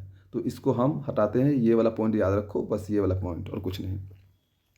यहाँ पे एक चीज़ है, नोटेबल पॉइंट नोट करो। शुष्क दिनों की अपेक्षा आर्द्र नमी बरसातों के दिनों में ध्वनि का वेग अधिक होता है, क्योंकि शुष्क वायु की अपेक्षा नमी युक्त वायु का घनत्व कम होता है, जिस कारण घनत्व कम होने के कारण ध्वनि का वेग बढ़ता है। हमने क्या बोला, अगर घनत्व यानी आर्द्रता, ह्यूमिडिटी अगर बढ़ेगा तो ध्वनि का वेग भी क्या होगा, बढ़ेगा। यानी आर्द्रता बढ़ेगा तो ध्वनि का वेग भी बढ़ेगा। तो आर्द्रता में ध्वनि का वेग अधिक होता है। तो यहाँ पे देखो 4 ऑप्शन दिया हुआ, क्वेश्चन एक है कि इनमें से किसमें ध्वनि का वेग सबसे अधिक होगा। देखो ये शुष्क है तो शुष्क में तो होगा नहीं, ये भी शुष्क है तो हो भी नहीं करेगा। अब रही बात आर्द्रता, तो आर्द्रता जिसका ज़्यादा होगा उसी में होगा, है ना। अरे यहाँ पे तो उल्टा क्वेश्चन दे दिया भाई, यहाँ पे तो ये वाला गलत कर देना भाई, ये बी होना चाहिए इसका, मेरे हिसाब से ये बी होना चाहिए। यहाँ तो उल्टा दे दिया है थोड़ा सा, हाँ उल्टा कर दिया है, तो सब देख लो इसको, है ना। आप इस चीज़ को थोड़ा सा देख लो कि क्या होता है, इसका बी होना चाहिए। ये इसको सही कर लो भाई, इसको ए लिख दिया है, ये सही कर लो, ये गलत है, ये बी होगा भाई, ये बी होगा। अच्छा किए देख लिए, तो अच्छा किए आज किताब में पढ़ा है तो इस प्रकार, वरना दिखवे नहीं करते। ठीक है, इसको सुधार लो। देखो भाई प्रिंट मिस्टेक हो सकता थोड़ा बहुत, है ना, कॉन्सेप्ट तो बदलेगा नहीं, कॉन्सेप्ट जो है उसी आधार पर जाएगा, है ना। तो इसका बी हो जाएगा, क्योंकि 30 डिग्री अधिक सेंटीग्रेड मतलब आर्द्रता जितना ज़्यादा होगा उतना ज़्यादा ध्वनि का वेग मतलब जो है बढ़ेगा। तो ये हो जाएगा 30 डिग्री सेंटीग्रेड पर आर्द्र वायु पर जो है होता है, 20 डिग्री पर नहीं। तो ये तो हो भी नहीं करेगा, ये तो हो भी नहीं करेगा, ये और ये होने का चांस था। तो ये तो 20 है, ये 30 है, तो ऑप्शन बी होगा ना। ठीक है, तो इसको करेक्ट कर लीजिएगा बाबू लोग, इसको कर लीजिएगा बी। ठीक है, इस सब मैं कभी नेक्स्ट एडिशन बनाऊंगा तो इसको मैं कर दूंगा काटकुट। अब ये धोने के चाल बाद में पढ़ते हैं, पहले आप 2 टर्म समझिए तो क्या होता है। चलो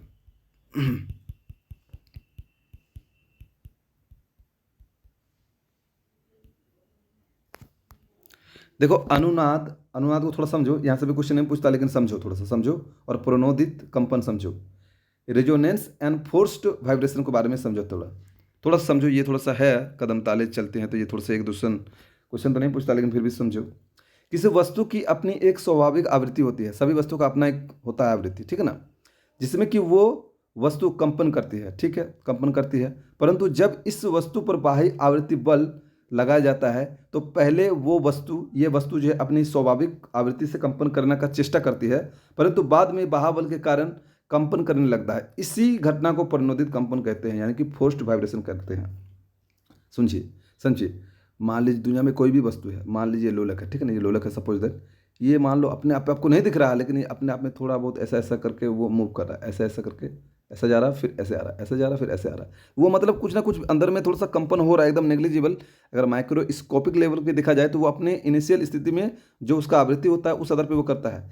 लेकिन आप जब यहाँ पे फोर्स लगा देते हो तो ये इधर चल जाता है, फिर ये इधर आने लगता है, फिर ये इधर, फिर ये इधर, मतलब लंबा सफ़र तय करने लगता है। तो इसी को कहते हैं फोर्स्ड वाइब्रेशन। पहले अपना जो वाइब्रेशन वो हो रहा था अंदर में, वो तो वाइब्रेशन हो रहा था, लेकिन आपने और ज़्यादा यहाँ पे फोर्स लगा दिया तो वो और ज़्यादा फोर्स से वाइब्रेशन होने लगा। तो वाइब्रेशन के कारण अगर बहुत ज़्यादा वाइब्रेशन होगा तो वाइब्रेशन होते होते कभी कभार वो टूट जाने का चेष्टा करेगा। कैसे, जैसे मान लो हम आपको बता दे रहे, ये एक बहुत लंबा पुल है, एक लंबा पुल है, ये ब्रिज है, ये भी ब्रिज है, ये एक लंबा पुल है, ठीक है ना। तो ये आप देखिएगा, आप अगर हावड़ा के पुल में अगर गए होंगे तो आप अगर एक पार से उधर जाइएगा तो हावड़ा का पुल देखे होंगे ना, कोलकाता अगर नहीं देखेंगे तो सुने होंगे। तो वो जो है थोड़ा सा आप, मैं तो गया हूँ, मैं वहाँ पे जब पहली बार गया था ना तो मैं बोला ओ माय गॉड ये क्या हो रहा है। तो पापा बोल रहा डर जा रहे हो बाबू, काहे, मैंने वो हिल रहा था थोड़ा थोड़ा, मुझे ये एहसास हुआ अब दिख तो नहीं रहा कि हिल रहा है पूरा, अब ऐसा ऐसा करके हिल रहा है, ऐसा नहीं दिख रहा। मुझे एहसास हुआ कि भैया थोड़ा सा तो अप डाउन हो रहा था, तो वो दिख नहीं रहा था, तो वो अपना जो उसका कुछ कंपन था, वो कंपन से वो हिल ही रहा था।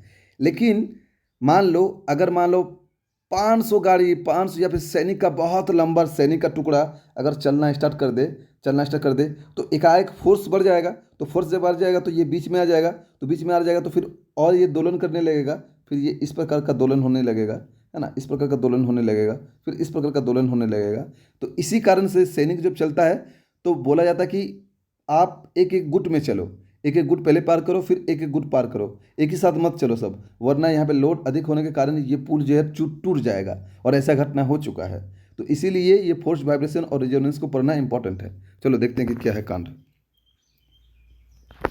किसी वस्तु की अपनी एक स्वाभाविक आवृत्ति होती है, मैंने बोला होगा ही होगा, जिसमें कि वो अपने कंपन करती है, परंतु जब वस्तु में बहाबल, अब बहाबल किसी प्रकार होगा, आप उस पर चढ़ जाओ अचानक, है ना, जो उसका कंपन था आप उसमें पुल के ऊपर चढ़ जाओ तो वो बढ़ जाएगा। फिर बहाबल लगाया जाता है, पहले उस पर अपना कुछ आवृत्ति था जिसके कारण वो कंपन कर रहा था, है ना, जैसे कि हावड़ा का पुल पहले से उसका था, वो कंपन पहले से कर रहा है अपना, लेकिन उसमें हम लोग और चढ़ दिए बहुत सारे आदमी, तो फिर और उसका जो है, परंतु बाद में बहाबल, बहाबल मतलब आप चढ़ गए तो फिर भी बहाबल ही हुआ। बहाबल के प्रभाव के कारण इस घटना को हम प्रदर्शित करते हैं, यानी फोर्स्ड वाइब्रेशन। इस वजह से जो है वाइब्रेशन स्टार्ट हो जाता है। अब समझते हैं रेजोनेंस क्या है। इस रेजोनेंस के वजह से जो है टूट जाता है। ये तो हम लोग फोर्स्ड वाइब्रेशन समझ गए कि पुल अब हम लोग चल गए, फोर्स लगा दिए तो ज़्यादा हिलने लगेगा। पहले जो थोड़ा बहुत हिल रहा था, लेकिन अब हम चल गए वो लंबा पुल में, तो वो ज़्यादा हिलने लगेगा, मतलब वाइब्रेशन, मैंने ज़्यादा वाइब्रेशन प्रोड्यूस कर दिया, हम इतना समझ गए हैं। अब रेजोनेंस क्या है, मतलब अनुनाद क्या है, इसको हम जानते थे। प्रणोदित कंपन हम समझ गए, ठीक है, कि कंपन कैसे करते हैं, मतलब जो उसका इनिशियल कंपन था वो था ही, लेकिन हम उसमें और फोर्स लगा दें, हम ज़्यादा आदमी को चढ़ाकर उसमें और पुल में फोर्स लगा दिए, तो वो फोर्स वाइब्रेशन के कारण वो वाइब्रेशन करने लगा। अब अनुनाद को समझते हैं, ये अगर समझ गए हैं तो। अब क्या है, सोचो। प्रत्येक वस्तु में अपनी स्वाभाविक आवृत्ति होती है, वही वाला चीज़ होगा। यदि इस पर इतनी ही आवृत्ति वस्तु पर बहाबल लगा जाए, समझ लो अब कंडीशन क्या है, यही कंडीशन है। तो बहाबल के कारण कंपन बढ़ जाता है, इस घटना को अनुनाद कहते हैं। कंपन के आयाम का महत्व हो जाना ही अनुनाद कहते हैं, मतलब कंपन के आयाम का महत्व हो जाना ही अनुनाद कहलाता है। सुनो अब गौर से, बहुत हैवी चीज़ है। आप यहाँ पे मैं इस फिगर को दिखाऊंगा, पुल वाला, ये वाला फिगर को देखो, है ना। मान लो ये पुल है, ये वाला पुल है, ये वाला पुल का इनिशियल लाइन है ना। और मान लो मैक्सिमम ये नीचे वाला दिखाते हैं, ऊपर वाला तो नहीं दिखाएंगे, ऊपर तो पुल नहीं उड़ेगा, नीचे जाएगा, है ना, तो नीचे जाएगा तो ये वाला पॉइंट दिखाते हैं। ये मैक्सिमम क्या है, आयाम है, आयाम है, आयाम, है ना। तो सैनिक का टुकड़े जब यहाँ पे पार हो रहा है, सैनिक का टुकड़े जब पार हो रहा है, सुनो, सैनिक का टुकड़े पार हो रहा है, तो ये तो कंपन कर रहा है। अच्छा मान लो ये तो पुल इसके नीचे और नहीं जा सकता, इसके नीचे जाएगा, मतलब सभी का अपना अपना स्टेबिलिटी होता है ना भाई।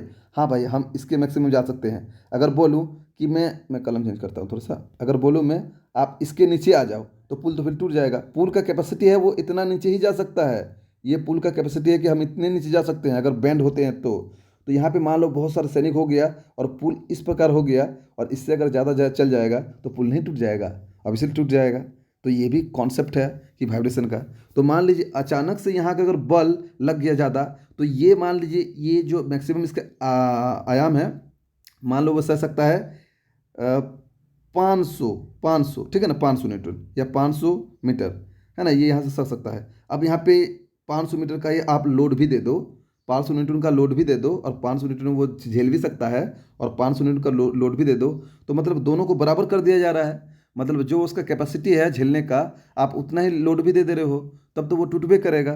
तो उस स्थिति में अनुनाद उसको कहेंगे। तो ये देखो क्वेश्चन, कि प्रत्येक वस्तु अपनी स्वाभाविक आवृत्ति होती है, यदि इस पर इतनी ही आवृत्ति का वस्तु पर बाह्य बल लगा जाए तो कंपन बढ़ जाता है, इस घटना को अनुनाद कहते हैं। इसी घटना को हम लोग कहते हैं अनुनाद, ठीक है।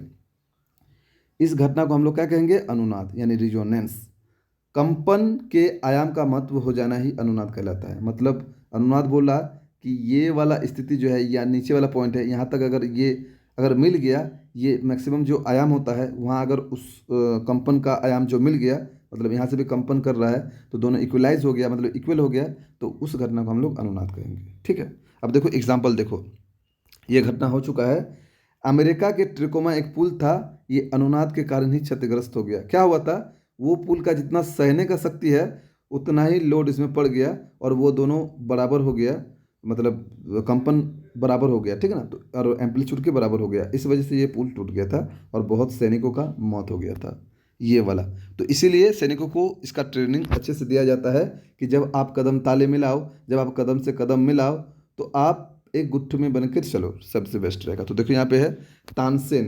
तानसेन के गाना गाने पर कांच के बर्तन को टूटना। जैसे तानसेन जब करता था ना, तो इतना जोर से करता था कि कांच का गिलास टूट जाता था। उसके वॉइस से जो कंपन होता था, इस वजह से हो सकता है गिलास कंपन होकर नीचे गिर जाता था और नीचे गिर के फिर टूट जाता था। ऐसा भी होता था ऐसे। फिर देखिए, रेडियो अनुनाद के सिद्धांत पर काम करता है, ये इंपॉर्टेंट है। रेडियो जो है अनुनाद यानी रेजोनेंस के सिद्धांत पर काम करता है। जब आप रेडियो का सिग्नल मिलाते हैं तो देखिएगा, जिस आवृत्ति पे चलता है रेडियो में, उस आवृत्ति को आप मिलाते हैं, नहीं तो घाव घाव घाव घाव करता है। और जब वो आवृत्ति आवृत्ति मिल जाता है, तब आप जो है उसको, मतलब उसका वॉइस को आराम से सुन सकते हैं, ठीक है। अब देखो यहाँ पे एक चीज़ है, समझ लो। पुल की स्वाभाविक कंपन, मतलब पुल का जो अपना कंपन है, खुद तो खुद रहेगा ही, दुनिया में कोई ऐसा चीज़ नहीं जिसका कुछ अंदर कंपन नहीं है। हम बोल रहे हैं तो मेरा अंदर भी कंपन हो रहा गले में, इस वजह से आप सुन पा रहे हैं। तो पुल की स्वाभाविक कंपन आवृत्ति सैनिकों के कदम ताल की आवृत्ति के बराबर ना हो पाए, इसीलिए सैनिकों को पुल पार करते समय कदम ताले रोक दिया जाता है। मतलब एक साथ कदम कदम पैर न नहीं रखो, समझ रहे हो ना। कदम ताल, जैसे कि आप बाहर में जैसे देखते हो परेड होता है, तो एक साथ पैर रखेगा, दाएं धप्पड़, लेकिन ना, वो नहीं करना है आपको। आपको कदम ताल मिला मिला के नहीं चलना है, अलग से चलना है, ठीक है ना। वरना एक साथ अगर कदम ताल रखोगे तो एक साथ फोर्स लगेगा और इस वजह से जो है पुल टूटने की संभावना रहती है। हम क्या बोल रहे हैं, फिर से पढ़ो पॉइंट को। पुल की स्वाभाविक कंपन आवृत्ति सैनिकों के कदम ताल की आवृत्ति के बराबर ना हो पाए, इसीलिए सैनिकों को पुल पार करते समय उनके कदम को रोक दिया जाता है, मतलब एक साथ ना फैलाएं वो कदम। तो ये था अनुनाद और रेजोनेंस, ये रेजोनेंस और ये अनुनाद। फोर्स वाइब्रेशन मतलब उसमें वाइब्रेशन प्रोड्यूस कर दिए, उसमें एक्सटर्नल फोर्स देके वाइब्रेशन प्रोड्यूस कर दिए। और रेजोनेंस मतलब हम जो है कंपन कर रहे हैं, और जिस वस्तु का, जिस पुल का, सबसे अच्छा पुल ही एग्जाम्पल हमको लग रहा है, जिस पुल का जितना कंपन करने का कैपेसिटी है, वो कंपन और ये पुल का कंपन दोनों जब बराबर हो जाता, मतलब महत्तम आयाम के बराबर हो जाता है जब कंपन, तब भैया ये अनुनाद की कंडीशन आ जाती है और ये रेजोनेंस के कारण पुलवा टूटी जाती है, ठीक है। चलो समझ गए होगे, एक बार फिर से देख लो, नहीं समझे तो सारा कुछ समझ जाओगे, ठीक है। और कुछ बचा है जी, चलो और कुछ बचा देख लो। बिट्स क्या होता है, बिट्स, बिट्स क्या होता है, देखो बिट्स क्या होता है। बिट्स कुछ नहीं होता, बिट्स के बारे में पूछे, ये इंटरफेरेंस पे काम करता है। देखो, जब कभी दो लगभग समान आवृत्ति, दो समान आयाम, ये इंटरफेरेंस के जैसा ही काम करता है। जब कभी दो लगभग समान आवृत्ति और समान आयन, ऐसा हम लोग कहाँ पढ़े थे, इंटरफेरेंस ऑफ साउंड में पढ़े थे। जब कभी दो लगभग समान आवृत्ति और आयाम वाली ध्वनि तरंग एक साथ उत्पन्न की जाती है ना। अब दो तरंग की बात किया जा रहा, तो देख लो भाई कैसे दो तरंग की बात कर रहे हैं हम, है ना। नहीं तो बोलोगे किस प्रकार से दो तरंग की बात कर रहे हो। चलो, ये था, ये एक तरंग हो गया, और एक तरंग हम ये वाला लेते हैं, ये एक तरंग हो गया, ठीक है, ये एक तरंग हो गया। चलो, ये एक तरंग हो गया, दो तरंग, ये वाला एक तरंग और ये वाला एक तरंग, दो तरंग है, जिसका सामान्य आवृत्ति है और जिसका समान आयाम है। जब वो अध्यारोपण एक दूसरे को, देखो यहाँ पे काटेगा, तो ये हो गया नोड, ये एंटी नोड, ये एंटी नोड, ये नोड, ये एंटी नोड, इस प्रकार चलते जाएगा। तो परिणामी ध्वनि उत्पन्न होती है, तो इसकी तीव्रता बारी बारी से घटती है और बढ़ती है। ध्वनि की तीव्रता होने पर इस चढ़ाव और उतार को ही हम लोग बिट्स कहते हैं। नहीं समझे होंगे, नहीं समझे होंगे। जब कोई दो तरंग, देखिए कभी इंटेंसिटी शून्य हो रहा है, कभी इंटेंसिटी ज़्यादा हो रहा है, कभी तीव्रता बारी बारी से घट रहा है, कभी बढ़ रहा है। जब हम आपको दिखाएं, देखिए ऐसा ऐसा कर रहे हैं, ऐसा ऐसा कर रहे हैं, तो कभी देखिए यहाँ मैक्सिमम फिर शून्य, मैक्सिमम फिर शून्य, मैक्सिमम फिर शून्य, मैंने कभी अधिकतम कभी कम हो जा रहा है। ये तो समझ रहे हैं, पहले डिफिनेशन को समझिए, अभी हम आपको हेबी सी ये बिट समझा देंगे। तो जब कभी भी दो लगभग समान आवृत्तियों और आयाम वाली ध्वनि की तरंग एक साथ उत्पन्न की जाती है, तो उनके अध्यारोपण से जो परिणामी ध्वनि उत्पन्न होती है, इसी की, उसको ही मतलब तीव्रता बारी बारी से होती है और घटती है और बढ़ती है। तो ध्वनि की तीव्रता होने पर इस चढ़ाव और उतार को हम लोग बिट्स कहते हैं। जैसे आप हम लोग को भारत के इतिहास में देखिएगा, जो साउंड्स होता है वो होता है क्या, सा, रे, गा, मा, पा, धा और नी, ये सात होता है, एक दो तीन चार पाँच छः सात। तो देखिए जैसे जैसे सुर लगाएंगे, अगर आप एक आवाज़ में बोलोगे तो नहीं होगा। जैसे कि आप बोलोगे सा रे गा मा पा धा नी, मतलब ये बढ़ रहा है। सा रे आपका सुर का लेवल, आपका मतलब आवृत्ति बढ़ रहा है ना। फिर आप जब पीछे आओगे, नी धा पा मा गा रे, ये तो एक जैसा हो गया भाई, इसमें कुछ समझ में नहीं आया।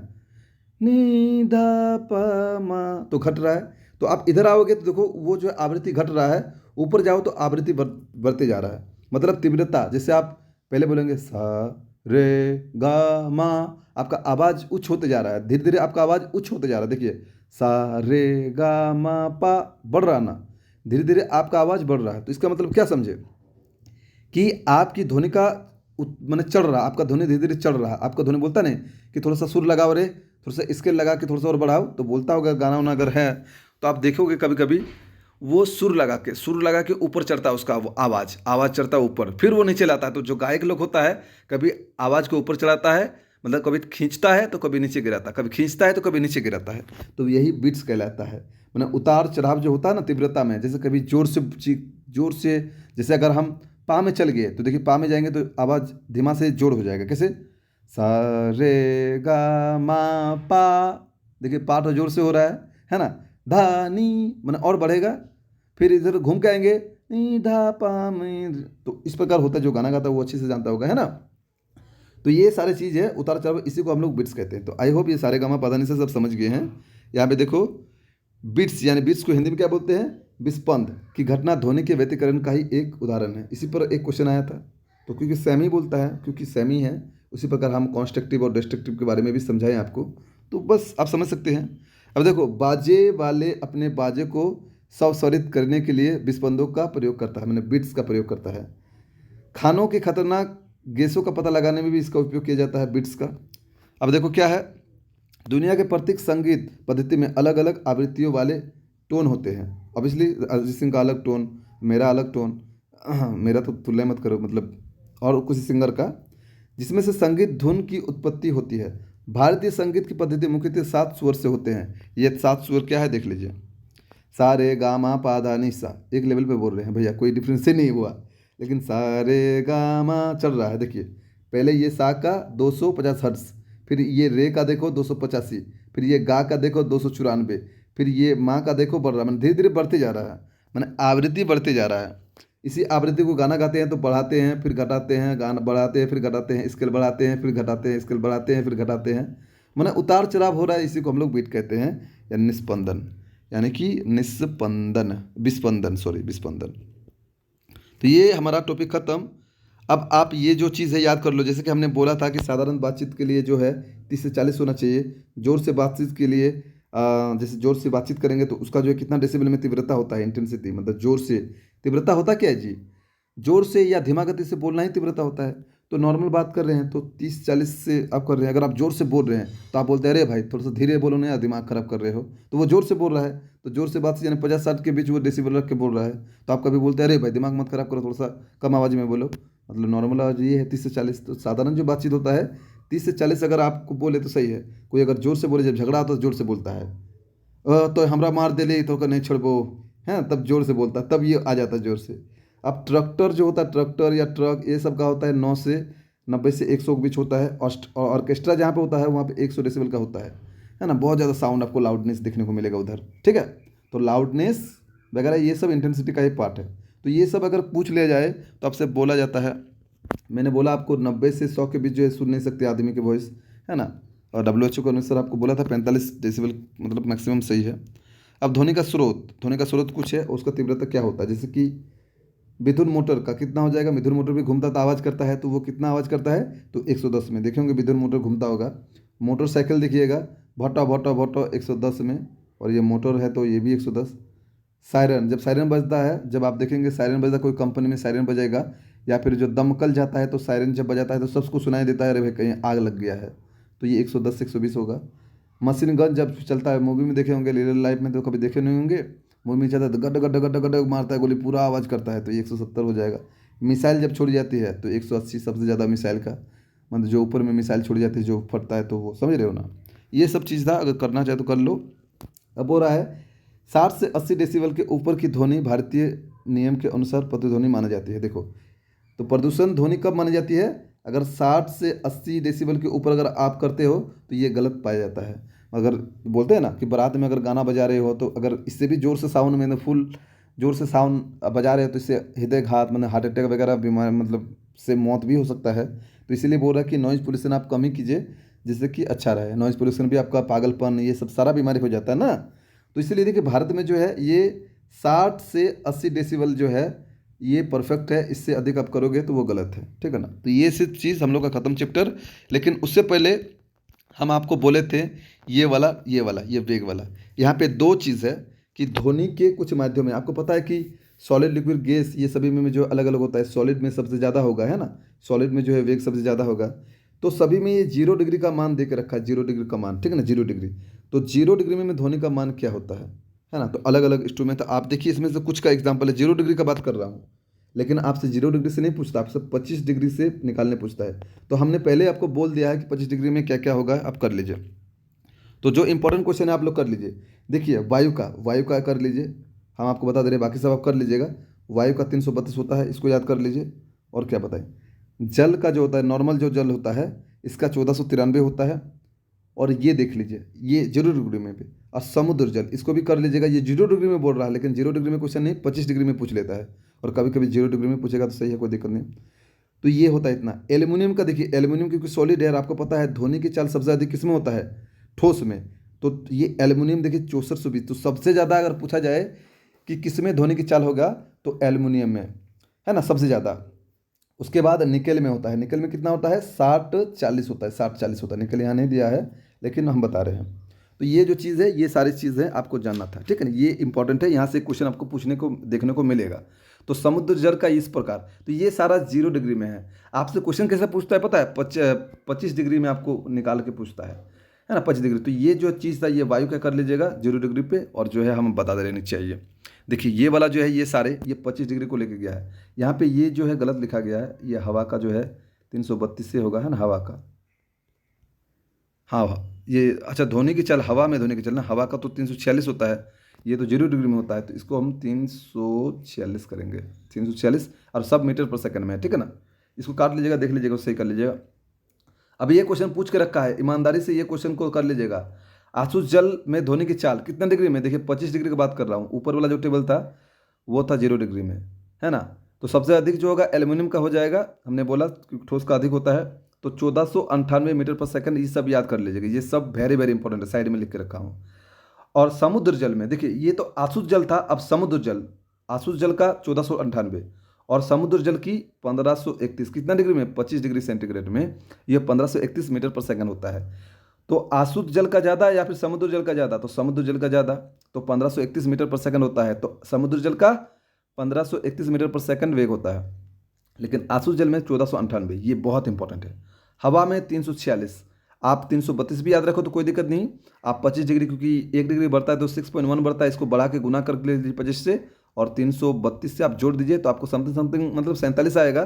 तो अप्रॉक्स में आप 46 मान के चलिए, ठीक है, ये आप समझ गए होंगे। उसके बाद ऑक्सीजन, ये भी बहुत इंपॉर्टेंट है, क्वेश्चन आके रखा है, 316 मीटर पर सेकंड होता है। उसके बाद स्टील का आप देख लीजिए और निकल का देख लीजिए। हमने निकल का बोला था कि 60-40 होता है, और स्टील का जो होता है स्टील का वो 59 है, उससे ज़्यादा होता है एल्यूमिनियम का, है ना। तो ये जो है चीज़ याद कर लीजिएगा। अब सेक्वेंस आपको बताते हैं कि देखिए यहाँ पे ये 60 ये हुआ, तो हम एल्यूमिनियम को सबसे ज़्यादा होगा, फिर होगा निकेल को, ये भी हम लिख सकते हैं, ये सभी क्वेश्चन रहेगा।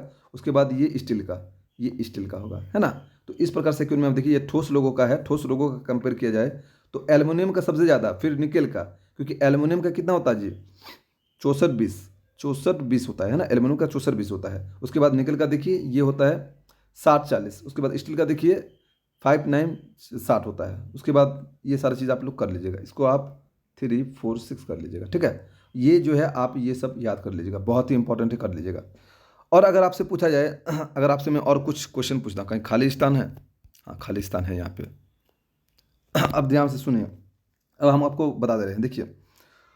तो 0 डिग्री में वायु का क्या हो गया, 0 डिग्री में, ये 0 डिग्री में वायु का क्या हो गया जी, 0 डिग्री में 332 मीटर पर सेकंड होता है, याद कीजिए, ठीक है, 332।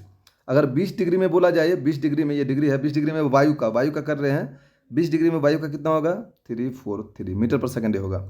अगर 25 में अगर बोला जाए, ये सारा क्वेश्चन पूछ के रखा है, ठीक है ना, तो ये 346 मीटर पर सेकंड। तो ये तीनों चीज़ वायु के लिए है, वायु यु, तो वायु के लिए इंपॉर्टेंट था। ये 3 चीज़ एकदम वेरी वेरी इंपॉर्टेंट है, कर लीजिएगा। ठीक है। और पूछा जाए आपसे, दिमाग लगाइए, तो सॉलिड, सॉलिड यानी कि सॉलिड, फिर गैस, सॉरी लिक्विड, सॉरी उल्टा कर दिया, जो ध्वनि की चाल है वो सॉलिड का सबसे अधिक होता है, फिर लिक्विड का, फिर गैस का होता है। ठीक है ना, इस प्रकार होता है। इस प्रकार चीज़ें आप याद कर लीजिएगा। तो सॉलिड में सबसे ज़्यादा अगर एल्यूमिनियम का बात किया जाए तो ये कितना होता है जी, बोलिए। 25 डिग्री में कितना होता है, 64-20 होता है 25 डिग्री में, है ना। फिर जो है निकेल होता है, फिर स्टील होता है। तो निकेल का क्या बोले हम लोग, निकेल का बोले हम लोग 60-40 होता है। ठीक है। उसके बाद एल्यूमिनियम का कितना बोले, सॉरी एल्यूमिनियम तो हो गया, स्टील का कितना बोले जी, स्टील का बोले 5940, 5940 ये हो जाता है स्टील का। तो इस प्रकार जो है अगर आप ठोस में कंपेयर करो तो एल्यूमिनियम का ज़्यादा, फिर निकेल का होता है, फिर होता है आपका किसका, स्टील का होता है। ये ठोस में कंपेरिजन है। ठीक है, साउंड में कैसे करते करते, ये इंपॉर्टेंट था। ऑक्सीजन का कितना बोले, ऑक्सीजन O2 का, O2 का हम कितना बोले 25 डिग्री में, O2 का 25 डिग्री में हम कितना बोले जी, O2 का तो 316 है ना, 316 याद कर लीजिएगा, बहुत इंपॉर्टेंट, मीटर पर सेकंड होता है। ठीक है ना। उसके बाद समुद्र जल का कितना बोले, 1531 बोले मीटर पर सेकंड, समुद्र जल का, समुद्र 25 डिग्री सेंटीग्रेड में समुद्र जल का। ठीक है ना, समुद्र जल का। लेकिन अगर आसुत जल का बोला जाए तो आसुत जल का हम कितना बोले जी, बोलिए, आसुत जल का कितना बोले, आसुत जल का हम कितना बोले, तो बोले आपको 1498 आसुत जल का मीटर पर सेकंड, है ना। तो ये जो टर्म था आपका सिलेबस यहाँ पे खत्म, और आप जो है आराम से तैयारी कर सकते हैं। आपका ये पूरा खत्म हो गया। अब कल जो है ऑब्जेक्टिव क्वेश्चन हम बनाएंगे, सारा क्वेश्चन ऑब्जेक्टिव टेस्ट लगाएंगे। आज आप पढ़ लो और कल जो है टेस्ट लगाएंगे, कल टेस्ट लगाएंगे। ठीक है, कल जो है टेस्ट होगा, कल टेस्ट लेंगे। ठीक है, इसी टाइम पे नहीं, मतलब 9 बजे, कल 9 बजे टेस्ट लेंगे, 9 बजे जब भी हो कर देंगे। ठीक है ना, चलिए।